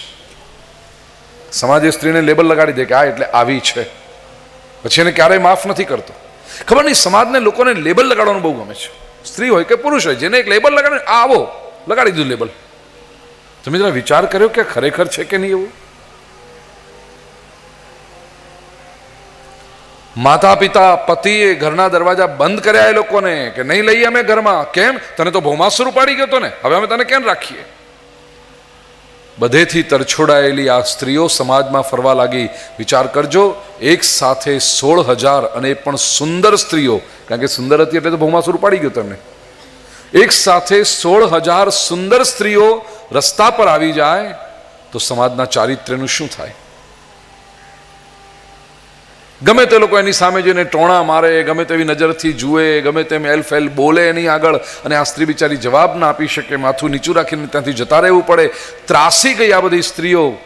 ભેગી થઈ ભગવાન શ્રી કૃષ્ણ પાસે આવીને કહે છે, પ્રભુ અમારી હાલત તો બહુ જ ખરાબ થઈ છે.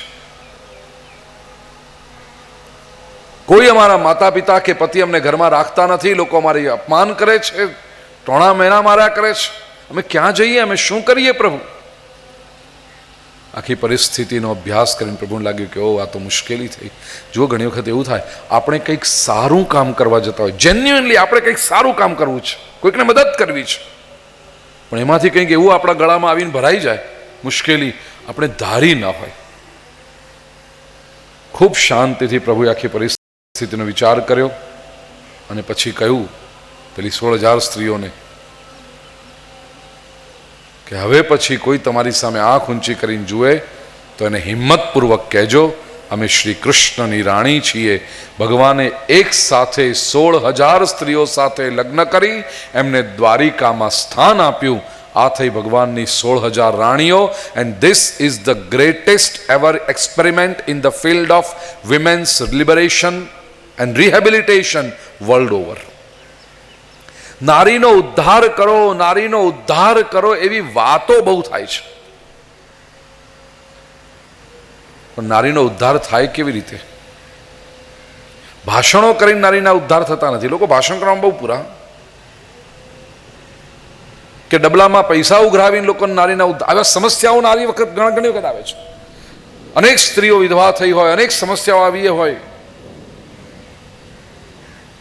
શું કરશો? વિધવાઓના પુનર્નિવાસ માટે ફાળો આપો, એમાં તમે 5 રૂપિયા 10 રૂપિયા નાખ્યા એટલે એમાંથી 5 બિલ્ડિંગો બનાવ્યા અને વિધવાઓ નાખી દીધી. ઉદ્ધાર થઈ ગયો એમનો? ના. વિધવા આશ્રમ બનાવ્યો છે, એમાં 200 વિધવાઓને રાખીએ છીએ. સવારે ચા નાસ્તો આપીએ છીએ, બપોરે જમવાનું આપીએ છીએ, સાંજે પાછી 4 વાગે ચા આપીએ છીએ, રાત્રે જમવાનું આપીએ છીએ. દર 6 મહિને 2 જોડી કપડાં આપીએ છીએ. શિયાળામાં ઓઢવા માટે ધાબળો આપીએ છીએ. થઈ ગયો ઉદ્ધાર. સ્ત્રીને શું જોઈએ છે ભાઈ? એક વસ્તુ ધ્યાન રાખજો, કેવળ રોટલો આપીને ઉદ્ધાર ન થાય. માણસ માત્ર અનાજનો કે ભોજનનો ભૂખ્યો નથી. ભોજનથી વિશેષ માણસને સન્માનની ભૂખ હોય છે. એનું સેલ્ફ રિસ્પેક્ટ સચવાવું જોઈએ.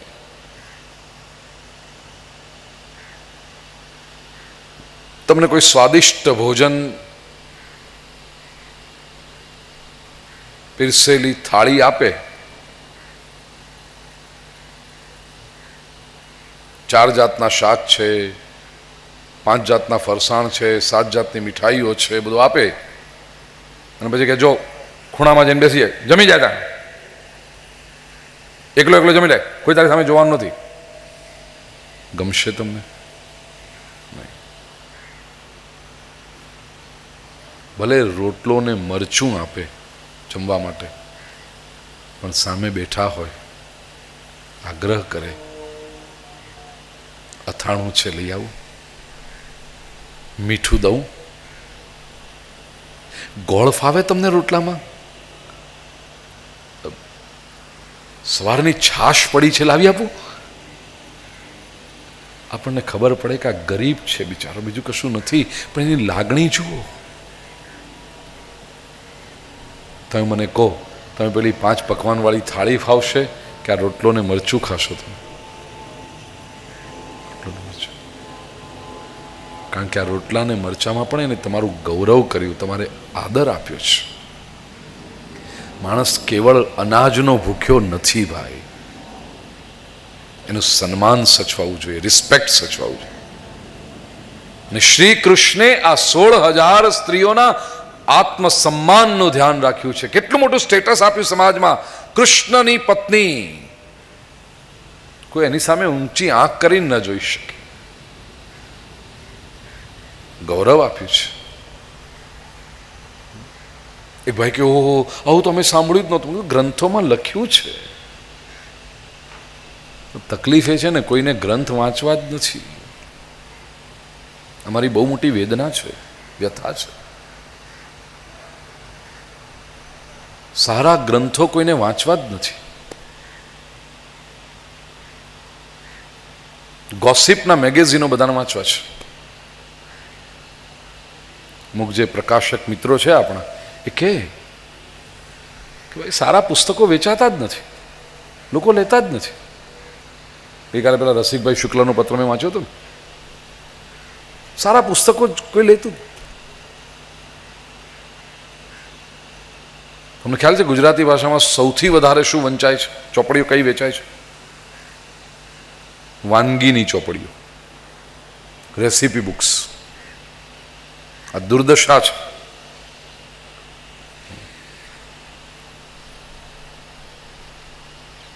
રેસીપી બુક્સ વંચાય છે ને ચોપડીમાં જોઈને રસોઈ બનાવે ને એનાથી હું બહુ ડરું. હવે કોઈક મને કે ભાઈ જમવા આવો ને હું ચોપડીમાં જોઈને બનાવીશ, હું કહું પાનું બરાબર પકડી રાખજે તું, કારણ કે અડધું બનાવતા બનાવતો જેનું પાનું ફરી જાય.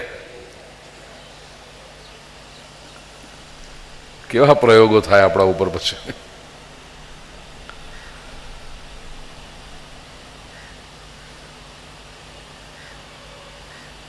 સારા પુસ્તકો ઘરમાં વસાવો,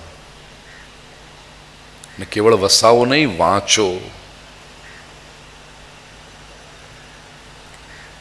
આપણા પ્રસિદ્ધ સાહિત્યકાર અને મારા પરમ મિત્ર કહી શકું, ડૉક્ટર ગુણવંતભાઈ શાહ એક જગ્યાએ બહુ સરસ કહ્યું કે જે ઘરમાં સારા પુસ્તકો ન હોય એ ઘરમાં દીકરી દેશો નહીં. જે ઘરમાં સારા પુસ્તકો વાંચવાની ટેવ નથી એ ઘરમાં દીકરી ન દેવાય.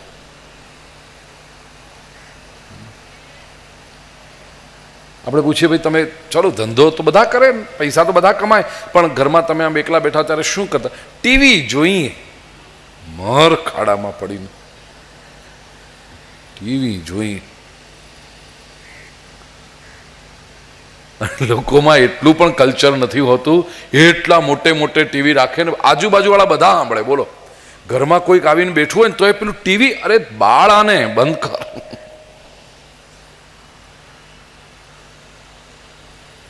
સચ એન અનસિવિલાઇઝડ એક્ટ. કોઈ પણ સંવેદનશીલ વ્યક્તિ હોય તો ઘરમાં જેવો કોઈક મહેમાન આવે કે તરત બંધ કરી દે ટીવી. તમે આવ્યા છો, બેસો, આપણે વાત કરીએ 2 ઘડી. કેવી કેવી વાતોમાં માણસ ઓળખાઈ જતો હોય છે.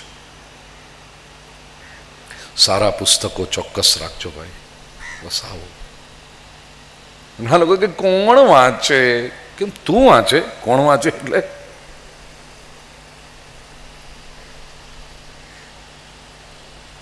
સંવેદનશીલ હૃદયો દ્વારા કેટલા પ્રયત્નો થાય.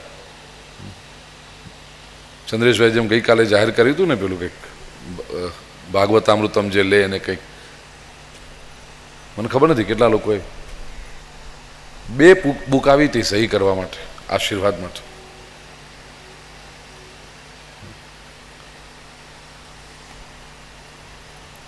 સારા પુસ્તકો સાચવજો. ખરું મૂકી રાખ્યું હશે ને, ક્યારેક ઉપાડીને 1 પાનું વાંચશો, અંદરથી 2 લાઈન પણ જો તમારા જીવનમાં ઉતરી ગઈ, આખા જીવનમાં ક્રાંતિકારી પરિણામ લાવી દેશે. એટલી શક્તિ હોય છે સદગ્રંથોમાં. ગ્રંથોમાં લખ્યું છે.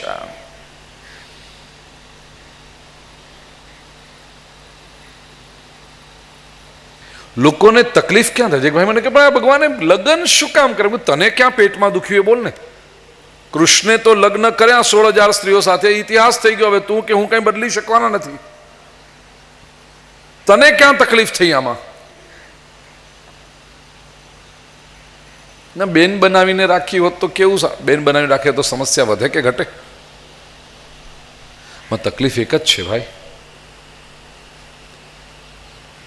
કે સ્ત્રીને સમજવાનો પ્રયાસ કદી સમાજે કર્યો જ નથી. પેટ્રિયાર્કલ સોસાયટી છે ને, પુરુષ પ્રધાન સમાજ વ્યવસ્થામાં સ્ત્રીને સમજવાનો પ્રયાસ જ નથી થયો. પુરુષ સ્ત્રીને ન સમજી શકે તો સમજ્યા, પણ એક સ્ત્રી પણ બીજી સ્ત્રીને સમજી શકી નથી.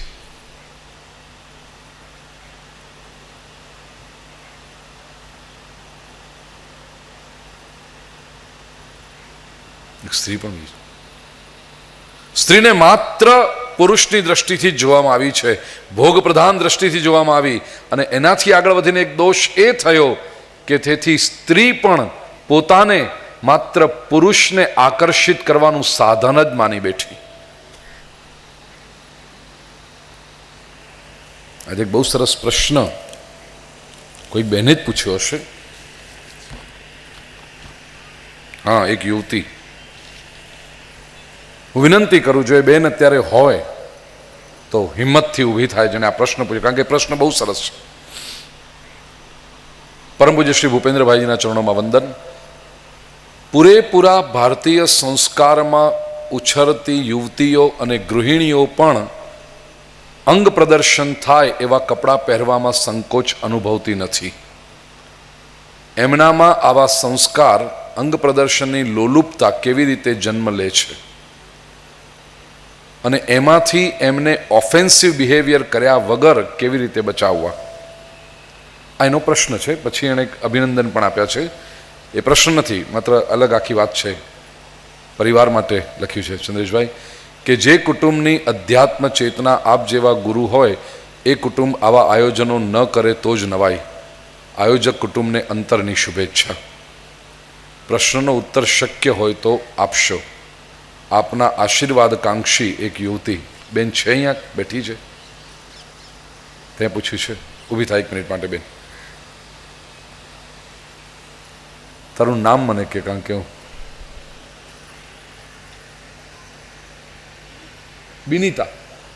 બિનીતા બેને આ પ્રશ્ન પૂછ્યો છે.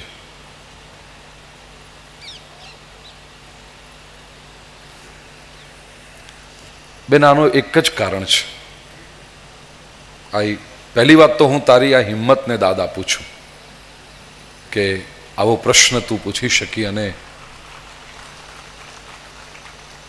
કારણ આ વ્યથા, આ વેદના અનેક માતા પિતાની હોય છે.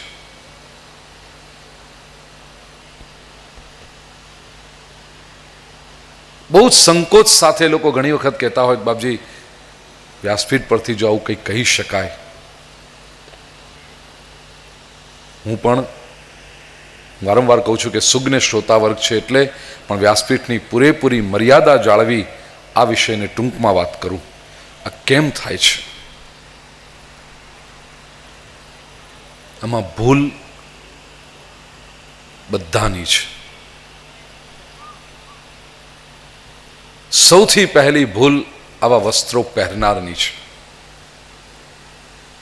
કારણ વર્ષોથી જે એક પુરુષ પ્રધાન સમાજ વ્યવસ્થામાં આપણે રહી, આના પછી બહુ સાયકોલોજીકલ રિસર્ચ થયા છે ભાઈ આ વિષય ઉપર, અને મેં વાંચ્યું છે એના વિશેના પેપર્સ. જૂના કાળમાં એવું હતું કે જે સ્ત્રી શિથિલ ચારિત્ર્યવાળી હોય ને એ જ આવા રિવીલિંગ ક્લોથ્સ પહેરે, જેનું કેરેક્ટર લૂઝ હોય તે. હવે એવું નથી. એટલે એક સ્પષ્ટતા પહેલું કરી દઉં કે કદાચ કોઈ રિવીલિંગ પહેરતા હશે એના ચારિત્ર ખરાબ જ છે એવું તમે આજના જમાનામાં ન કહી શકો. સારા સારા ઘરની સારી દીકરીઓ કે સારી સ્ત્રીઓ પણ આવા કપડાં પહેરવામાં એક જાતનું ગૌરવ અનુભવે છે. આ ગૌરવ આપ્યું કોણે? They are not bad people by nature. આ સ્પષ્ટતા પહેલેથી કરું. આપણા સંસ્કૃત સાહિત્યમાં એક વાર્તા છે, વાર્તા નહીં પ્રસંગ છે એવો. એક રાજાના રાજ્યમાં ધાડપાડુઓનો ભય હતો, કારણ કે રાજ્ય બહુ જ સમૃદ્ધ હતું. એટલે આજુબાજુના જંગલોમાં રહેતા ચોર લૂંટારોને ખબર પડી ગઈ કે આ નગર બહુ સમૃદ્ધ છે, બહુ સંપત્તિ છે બધા પાસે, એટલે લૂંટફાટ કરવા માટે આવવા માંડ્યા. લો અને ઓર્ડર સાચવવા કેવી રીતે? રાજાના પ્રધાને એક સૂચવ્યું કે રાજાજી આપણે એવું કરો કે સંપત્તિનું પ્રદર્શન ઓછું કરી નાખો, તો આ લોકોની નજર ન પડે. દેખાડો કરીએ તો એ લોકોને લાલચ આવે ને. પણ સંપત્તિનું પ્રદર્શન એટલે મોંઘા મોંઘા દાગીના પહેરે છે ને એ બધું બંધ ઓછું કરાવી દો, ધીરે ધીરે કંટ્રોલ થઈ જશે. ને પછી આ ચોર લૂંટારો પોતે કંઈક જોઈશે તો ખરું એમને, એટલે બીજી તરફ વળી જશે, આપણું નગર સચવાઈ જશે. રાજા એક વટહુકમ બહાર પાડ્યો, કાયદો બહાર પાડ્યો કે હવે પછી કોઈ પણ સ્ત્રીએ દાગીના પહેરીને જાહેરમાં ફરવું નહીં. આ કાયદો છે નગરનો. પણ આ જોગણીયું માને? એવો કાયદો થાય કે કોઈએ દાગીના પહેરીને જાહેરમાં ફરવું નહીં, બેનો માને? તોડ્યો કાયદો. અને એકાદ બે ન પહેરે તો તમે એને રોકો. બધા જ કોઈ આ કાયદાને માનતું જ ન હોય તો કેટલાને પકડીને તમે જેલમાં પૂરો. અને એ કંઈ ગુનો તો હતો નહીં, આમ જુઓ તો એમની ભલાઈ માટે, એમની રક્ષા માટે, બાકી રાજ્યને શું નુકસાન હતું એનાથી? રાજા મૂંઝાયા કે આપણે કાયદો કર્યો છે પણ એની કોઈ અસર થતી નથી. પ્રધાનજીને પૂછ્યું, પ્રધાનજી કે રાજા આ કાયદામાં હજી એક વસ્તુ ઉમેરી દો, તરત પરિણામ મળશે. શું? તો જાહેરાત કરાવી કે આ કાયદો છે કે કોઈ પણ સ્ત્રીએ જાહેરમાં કિંમતી દાગીના પહેરીને ફરવું નહીં. એ કાયદો છે, પણ એમાં એક અમે છૂટ આપી છે કે જે વેશ્યા વ્યવસાય કરતી હશે એ ફરી શકે છે દાગીના પહેરીને. બીજે દિવસથી બધા બંધ, કારણ કે આ છૂટ આપીને કે જેનો વારાંગણાનો ધંધો છે એ સ્ત્રીઓ દાગીના પહેરીને ફરી શકશે. હવે જો દાગીના પહેરીને ફરે તો ઓટોમેટિક પ્રૂવ થઈ ગયું. હવે જે ખરેખર એવી હતી એ ન પહેરે. કોણ એવું બતાવવા માંગે કે અમે આ કરીએ છીએ? મારો કહેવાનો આશય કે આ પ્રદર્શનનો જે ભાવ ક્યાંથી આવ્યો? છેલ્લા 1200 વર્ષની જે ગુલામી મનોદશા ને કારણે સ્ત્રી પોતે પણ પોતાને મનોરંજનનું એક સાધન માનતી થઈ અને આકર્ષણનું કેન્દ્ર માનતી થઈ. આકર્ષક બનવું છે શેનાથી? માત્ર દેખાવથી. It's the most easy thing to do. તમે કોઈને બુદ્ધિથી આકર્ષી શકો, તમે કોઈને સરસ વાત કરીને આકર્ષી શકો, તમે તમારા વિચારોથી કોઈકને આકર્ષી શકો, તમે તમારા સત્કર્મથી કોઈને આકર્ષી શકો. એના માટે તો કંઈક કરવું પડે. પણ દેખાવથી આકર્ષવા સૌથી સહેલું છે. અને સમાજનો મોટા ભાગનો વર્ગ આ સહેલા ઢાળ પર દોડવા માંગે છે. રામાયણની કથામાં વિષય આવે છે ભાઈ. ભગવાન જ્યારે નીકળ્યા છે વનવાસ માટે, વનવાસીના રૂપે રામ, લક્ષ્મણ ને સીતા ત્રણેય જણા, ત્યારે અત્રિ ઋષિના આશ્રમમાં ગયા ચિત્રકૂટથી નીકળીને પછી. અને અત્રિ ઋષિના પત્ની અનસુયાજીએ સીતાજીને સ્ત્રી ધર્મ સમજાવ્યા છે. બહુ સુંદર પ્રકરણ છે. હું રામાયણની કથામાં ડિટેલમાં કહું છું, અહીંયા નહીં કહું. સ્ત્રી ધર્મ સમજાય કે સ્ત્રીએ વ્યવહારમાં કેવી રીતે રહેવું. વિચાર કરજો, આ બંને સતીઓ છે. અનસુયા પણ સતી છે, સતી અનસુયા, અત્રિ ઋષિની પત્ની, અને સીતા પણ સતી છે. અનસુયાજી મોટા છે ઉંમરમાં, સીતા નાની છે. અનસુયાજીએ સીતાને સ્ત્રી ધર્મ સમજાવ્યો છે. એટલો સુંદર વિષય છે કે સ્ત્રીએ કેવી રીતે રહેવું, પતિ સાથે હોય ત્યારે કેવી રીતે રહેવું, પતિ ન હોય ત્યારે કેવી રીતે રહેવું, પોતે અંગત ક્ષણોમાં હોય ત્યારે કેવી રીતે રહેવું, પરિવારમાં હોય ત્યારે કેવી રીતે રહેવું, સમાજની સામે હોય ત્યારે કેવી રીતે રહેવું. યાદ રાખજો, જે સ્ત્રી માત્ર આકર્ષણનું કેન્દ્ર બનવા માંગે છે એની શેલ્ફ લાઈફ બહુ ઓછી હોય છે. બહુ ઓછો સમય આકર્ષણનું કેન્દ્ર રહી શકે. પણ જે સ્ત્રી પોતાના આંતરિક સૌંદર્યથી એનું સન્માન વધારે છે, એ ગમે તેટલી વૃદ્ધ થાય તો એ સમાજ એના પગમાં પડવાનું છે. ભગવદ્ ગીતાના 10મા અધ્યાયમાં પોતાની વિભૂતિઓનું વર્ણન કરતી વખતે ભગવાન શ્રી કૃષ્ણ એક બહુ સરસ શ્લોક બોલ્યા છે કે સ્ત્રીમાં મારી વિભૂતિ શું. ભગવાન કૃષ્ણ કહે છે, કીર્તિર શ્રીર વાક્ચ નારીણામ સ્મૃતિર મેધા ધૃતિ ક્ષમા. આ 7 ગુણો જે સ્ત્રીમાં છે, ભગવાન કહે છે એ મારી વિભૂતિ છે. પહેલું તો કીર્તિ. આ કીર્તિ એટલે સ્ત્રીની પ્રસિદ્ધિ છે એ નહીં, તો કીર્તિ એટલે એનું આંતરિક સૌંદર્ય. સૌંદર્ય 2 પ્રકારના છે, એક બાહ્ય સૌંદર્ય, એક આંતરિક સૌંદર્ય. બાહ્ય સૌંદર્ય તો હવે જુવાની હોય એટલે બધા સુંદર લાગે, એમાં શું મોટી વાત છે. સંસ્કૃતમાં કહ્યું છે, પ્રાપ્તે તુ ષોડશે વર્ષે ગર્દભી અપ્સરા ભવેત. તમે હા પાડો તો અનુવાદ કરું ટ્રાન્સલેશન.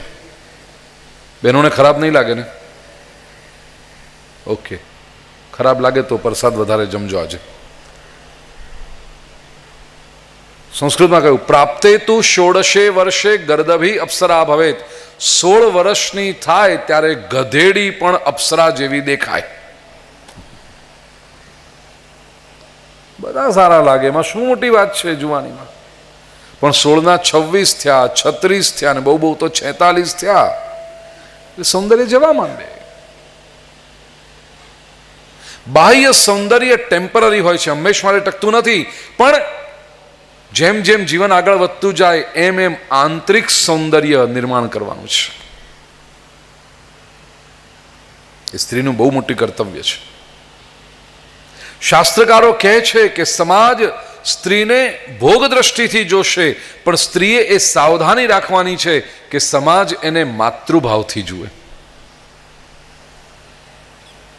તમે આજે સીતા વિશે કોઈ ખોટો વિચાર કરી શકો? ક્યારેય નહીં. કેમ? એનું આંતરિક સૌંદર્ય એટલું પ્રબળ થયું. વેદમાં આશીર્વાદ છે. તમને નવાઈ લાગશે જાણીને આ મંત્ર. દીકરો લગ્ન કરી વહુને લઈને ઘેર આવે ને ત્યારે દીકરાની માતા પોતાના દીકરાને ને વહુને પુત્રને પુત્રવધૂને પોંખે છે અને એ વખતે સાસુ પોતાની વહુને આશીર્વાદ આપે છે. ઋગ્વેદમાં મંત્ર છે. સાસુ પોતાની વહુને આશીર્વાદ આપે, દશપુત્રા ભવ, 10 દીકરાઓની મા થા. એ તો ઠીક, પણ પછી આગળનો જે છે વાત એ મહત્વની સાંભળજો. મારો પુત્ર અને તારો પતિ તારો 11મો પુત્ર થાય. સાસુ પોતાની પુત્રવધૂને આ આશીર્વાદ આપે છે કે 10 દીકરાઓની મા થા અને તારો પતિ તારો 11મો પુત્ર થાય. 10 દીકરાઓની મા થાય તો સમજાય, એ જમાનામાં વસ્તી ઓછી હતી, એમાં પુરુષોની સંખ્યા ઓછી હતી, ડેમોગ્રાફિક રેશિયો ઇમ્બેલેન્સ હતો, એટલે પુત્ર સંતતિને મહત્વ હતું. સમજ્યા? પણ તારો પતિ તારો 11મો પુત્ર થાય. આજના જમાનામાં કોઈ પહેલા આશીર્વાદ જ ન માગે.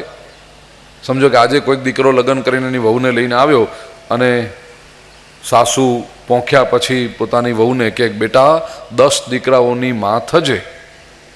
એટલે પગે લાગેલા પેલા વર કન્યા હોય ને એકબીજાની સામે જોઈ લે અને વહુ કે મમ્મી આ આશીર્વાદ પાછા લઈ લો. કે મારે કઈ બીજો ધંધો ખરો કે નહીં?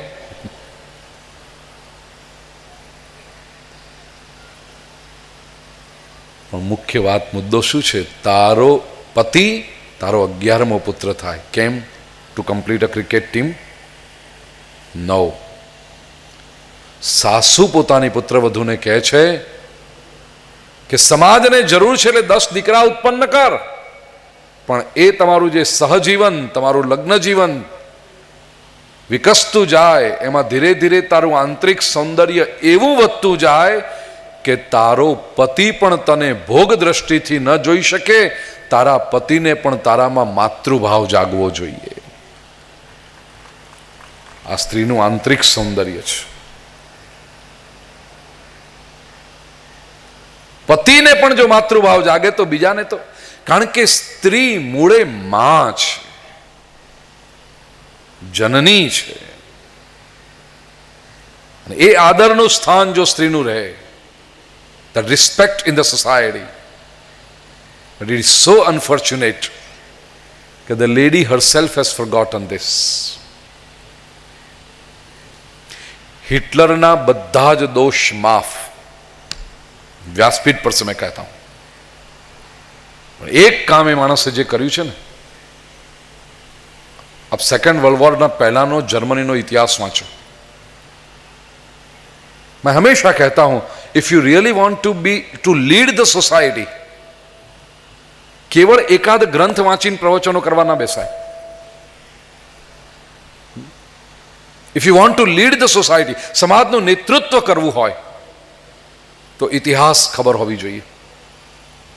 And history of the society, કેવી કેવી રીતના થોટ કરન્ટ્સ સમાજમાંથી ગયા, સમાજ કેવી રીતે બદલાયો, કેવા કેવા નેતાઓ આવ્યા સમાજમાં હજારો વર્ષથી, ખબર હોવી જોઈએ. Because if you don't know the thought pattern of the society, how can you lead them?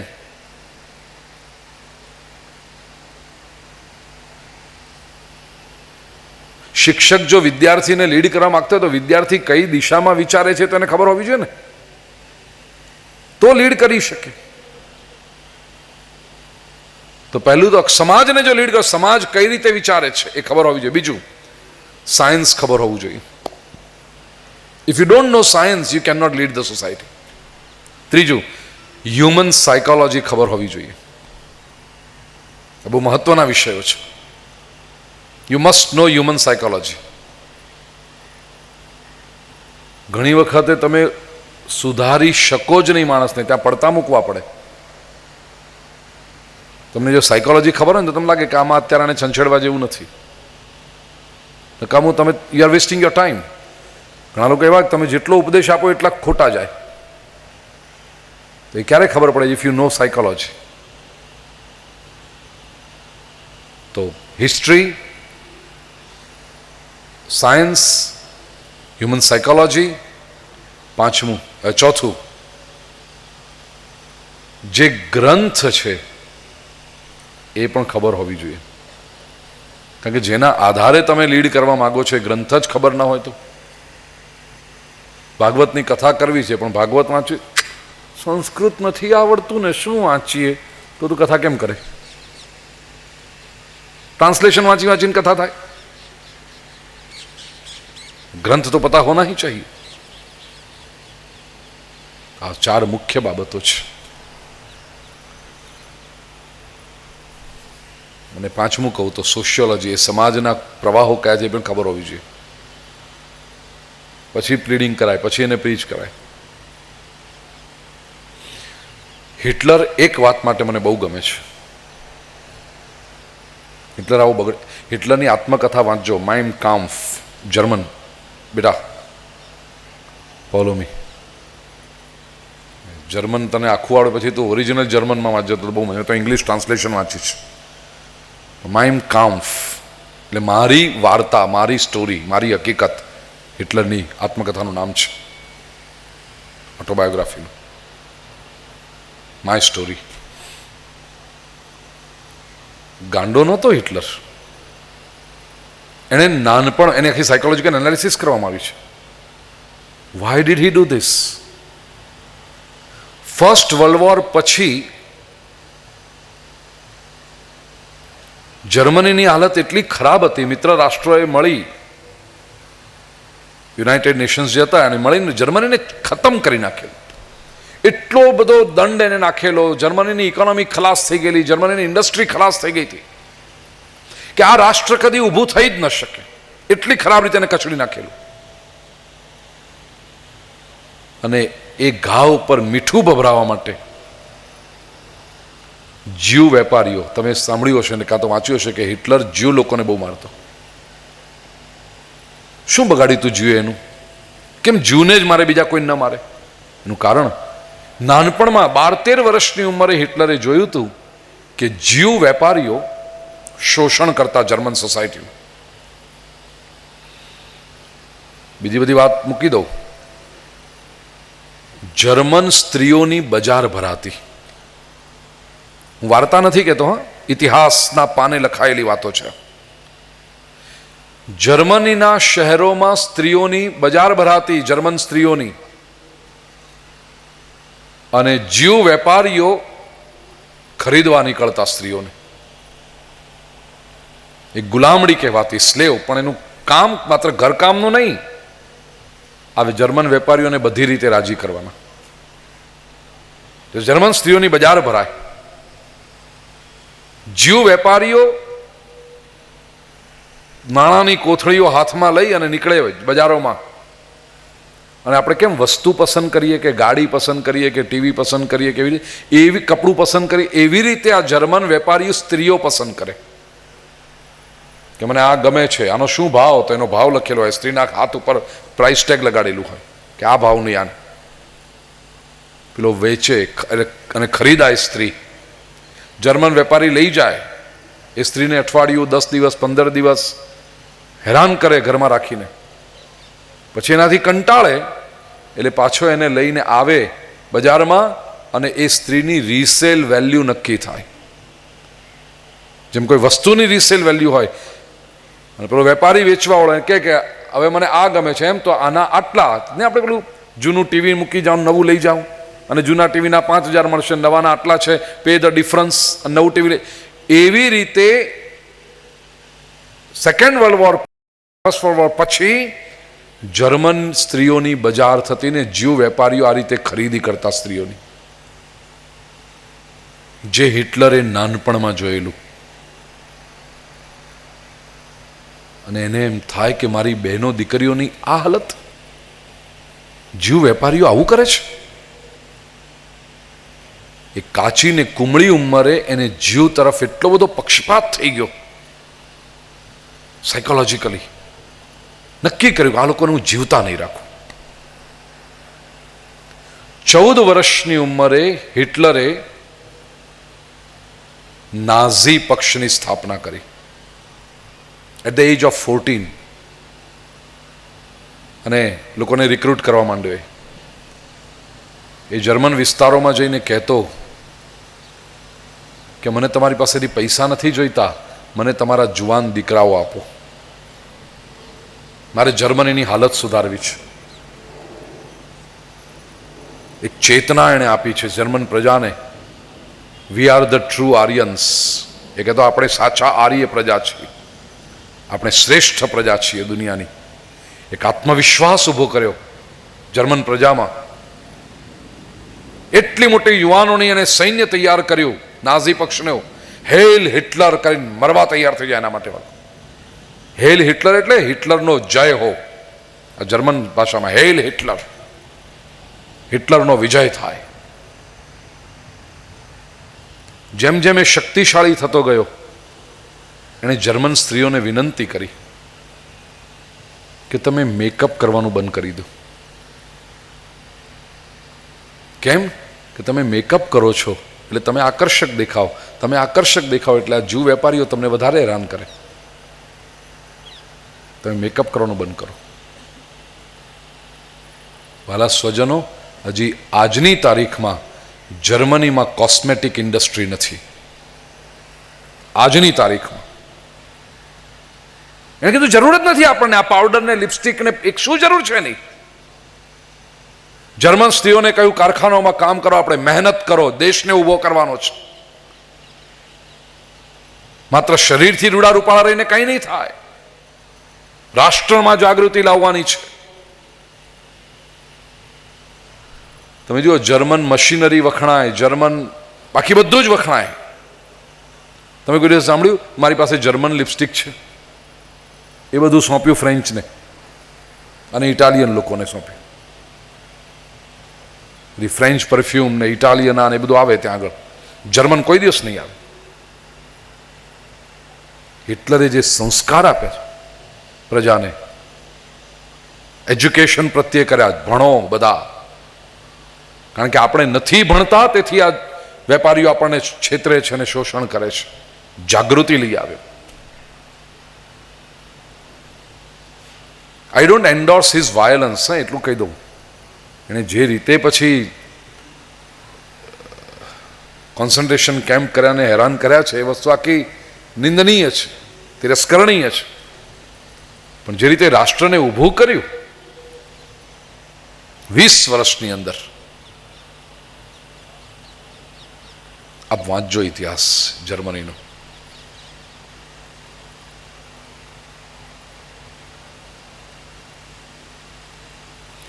મને જેટલો આદર ગાંધીજીની આત્મકથા પ્રત્યે છે ને, હું જાણું છું આ બહુ ક્રાંતિકારી સ્ટેટમેન્ટ આપી રહ્યો છું ને, આઈ એમ ઓન રેકોર્ડ. મને જેટલો આદર ગાંધીજીની આત્મકથા સત્યના પ્રયોગો પ્રત્યે છે એટલો જ આદર મને હિટલરની આત્મકથા માટે પણ છે. એણે જે રાષ્ટ્રને ઊભું કર્યું એ બાબતમાં. બાકી 20 વર્ષમાં સમાજને ઊભો કરવો, કચડાઈ ગયેલો સમાજ હોય ઊભો કરી શકે. જવા દો. મારું કહેવાનો આશય કે સ્ત્રી જ્યારે પોતાને માત્ર ભોગનું સાધન, બેન બિનિતા, માનતી થાય, પણ ત્યાં પ્રશ્ન બહુ સરસ પૂછ્યો છે વ્યાસપીઠ પરથી. મારે ભારતીય સમાજની બહેનોને કહેવું છે કે તમે માત્ર શોભાના ગાંઠિયા નથી, તમે માત્ર કેટલા આકર્ષક દેખાવ છો ને કેવા. Why do you want that those second looks? હા, કોટ અનકોટ શબ્દ કહું. આપણે આવું કરીએ ને તો પીપલ લુક એટ અસ, વારી વળી નામ જુએ ને. Why do you want that second look? And from whom do you want that second look? કોની પાસેથી જોઈએ છે ને શા માટે જોઈએ છે? તમારી આંતરિક ચેતનાને જો તમે જાગૃત કરી શકો, એવા કામ કરો કે લોકોને તમારા પ્રત્યે આદર ઊભો થાય. માત્ર તમારી ચામડી જોઈને આકર્ષણ ઊભું થાય એવું શું કામ બનો છો? તમારા પ્રત્યે આદર ઊભો થવો જોઈએ. તમે લલચામણી વસ્તુ નથી, તમે આદરણીય વ્યક્તિત્વ છો. એ ચેતના જો નારી શક્તિમાં જાગે જે ભગવાન શ્રી કૃષ્ણ ભગવદ્ ગીતામાં કહે છે કીર્તિ એ આંતરિક સૌંદર્ય એટલું પ્રગટ થાય તો ભૌમાસુર જે આ 16,000 સ્ત્રીઓ સાથે દુષ્ટવર્તન કરતો હતો, ભગવાને એમને એક આદરભર્યું સ્થાન આપ્યું, સન્માનભર્યું સ્થાન આપ્યું છે. લોકનિંદાની પરવા ફરી પાછું આજે કહી દઉં કરી નથી. કૃષ્ણને ખબર હતી કે આ કરીએ તો લોકો ચર્ચા કરશે. એ સાંભળ્યું, કૃષ્ણે તો 16,000 રાણીઓ કરી. એક તરફ લોકનિંદાનો ડર અને બીજી તરફ આ 16,000 સ્ત્રીઓનું ગૌરવ. ભગવાને એક ગૌરવને વિશેષ મહત્વ આપ્યું છે, લોકનિંદાને નહીં.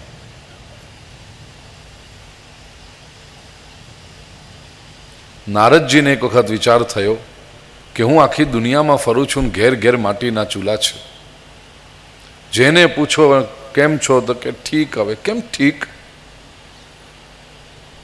ક્યારથી દુઃખી થયા? બધાનો જવાબ હોય લગ્ન કર્યા ને ત્યારથી. પુરુષ હોય કે સ્ત્રી હોય, બધાનો જવાબ એક જ, લગ્ન કરે. નારદજીને થયું લોકો એક એક લગ્ન કરીને આટલા દુઃખી થાય છે, તો કૃષ્ણનું દુઃખ કેટલું હોવું જોઈએ? એક વ્યક્તિનું દુઃખ ગુણ્યા 16,008. Simple mathematics. लेकिन कृष्ण तो कभी दुखी दिखाई नहीं पड़ते. द्वारिका के किसी महल से ऊंची आवाज में बातें सुनाई नहीं पड़ती. द्वारिका के किसी महल की खिड़की में से चम्मच प्लेट उड़ता हुआ दिखाई नहीं पड़ता. ये सब हुआ कैसे? नारद जी बहु विचार करो, पण एमने थयो कि मुझे ये बात पता नहीं चलेगी, क्योंकि मैं रहा ब्रह्मचारी, मुझे क्या पता चलेगा ये संसारी लोगों के जीवन में क्या होता है. नारद जी ने थયું લાવો ને જેને ભગવાનને પૂછી આવીએ. દ્વારિકામાં આવ્યા છે નારદજી, નારાયણ નારાયણ કરતા પધાર્યા. ભગવાને પૂછ્યું, પધારીએ નારદજી, બોલો કેમ આવવું થયું? નારદજી કે પ્રભુ મારે આપનો ઘર સંસાર જોવો છે. પ્રભુ પૂછે છે કેમ નારદજી કઈ વિચાર બદલ્યો તમે? નારદજી કે ના પ્રભુ, હું તો જે છું ને બરાબર છું, પણ તમારા ગૃહસ્થાશ્રમમાંથી જો મને કંઈક શીખવા મળે, આખી દુનિયાના લોકોને જેને કહી શકું અને એમના પણ જીવન ધન્ય થાય. ભગવાન કહે છે આપણું જીવન તો ખુલ્લી કિતાબ જેવું છે. આ રહી દ્વારિકા નગરી, આ બધા મહેલ, જ્યાં જઈને જે જોવું હોય તે જોઈ શકો. હવે 16,000 રાણીઓના 16,000 મહેલ જોવા નારદજી નીકળે, વાર તો લાગે ને એમને. એક 10 મિનિટ તો નારદજીને ચોક્કસ થશે. ત્યાં સુધીમાં આપણે કંઈક આભાર અભિનંદન સમારોહ 10-15 મિનિટ જેવો છે. ચંદ્રેશભાઈ આવી જાઓ જલ્દી, ચાલો 10-15 મિનિટ. નારદજી ફરે એટલું, નારદજી આવી જાય એટલે બધું અટકાવી દેવાનું આપણે. શ્રી કૃષ્ણ કનૈયા લાલ કી જય.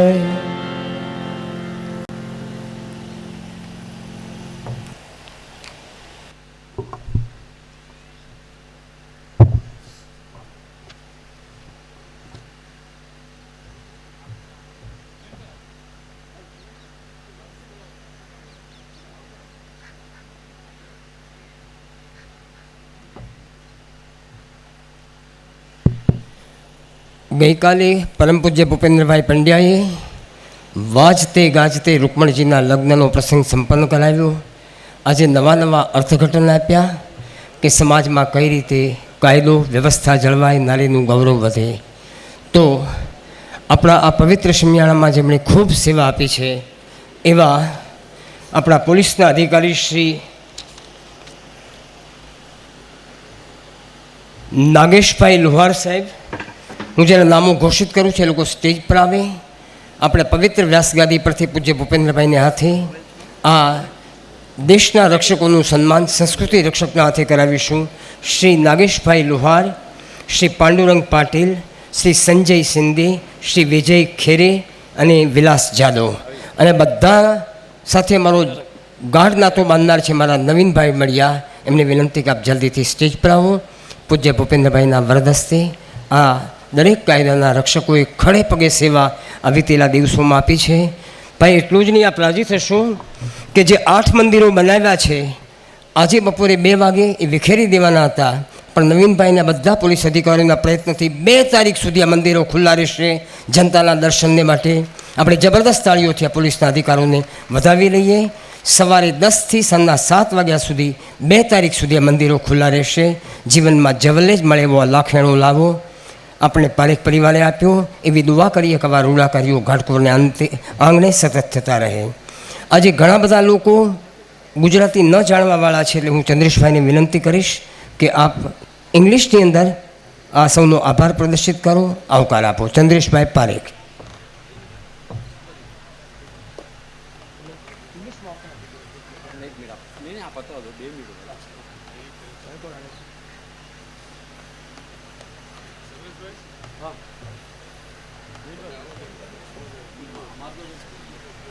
આપણે આ પ્રસંગે છેલ્લા 1 વર્ષથી ખડે પગે આપણે સેવા આપતા શ્રી નવીનભાઈ બળિયાનું ભૂપેન્દ્રભાઈને હાથે બહુમાન થાય છે. આપણે સુતાળીઓથી વધાવી લઈએ.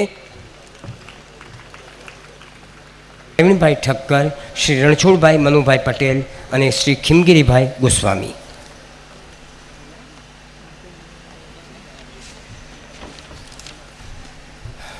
પૂજ્ય ભૂપેન્દ્રભાઈની લાક્ષણિકતા એ છે કે નવા જમાનાને અનુરૂપ આજની દિશા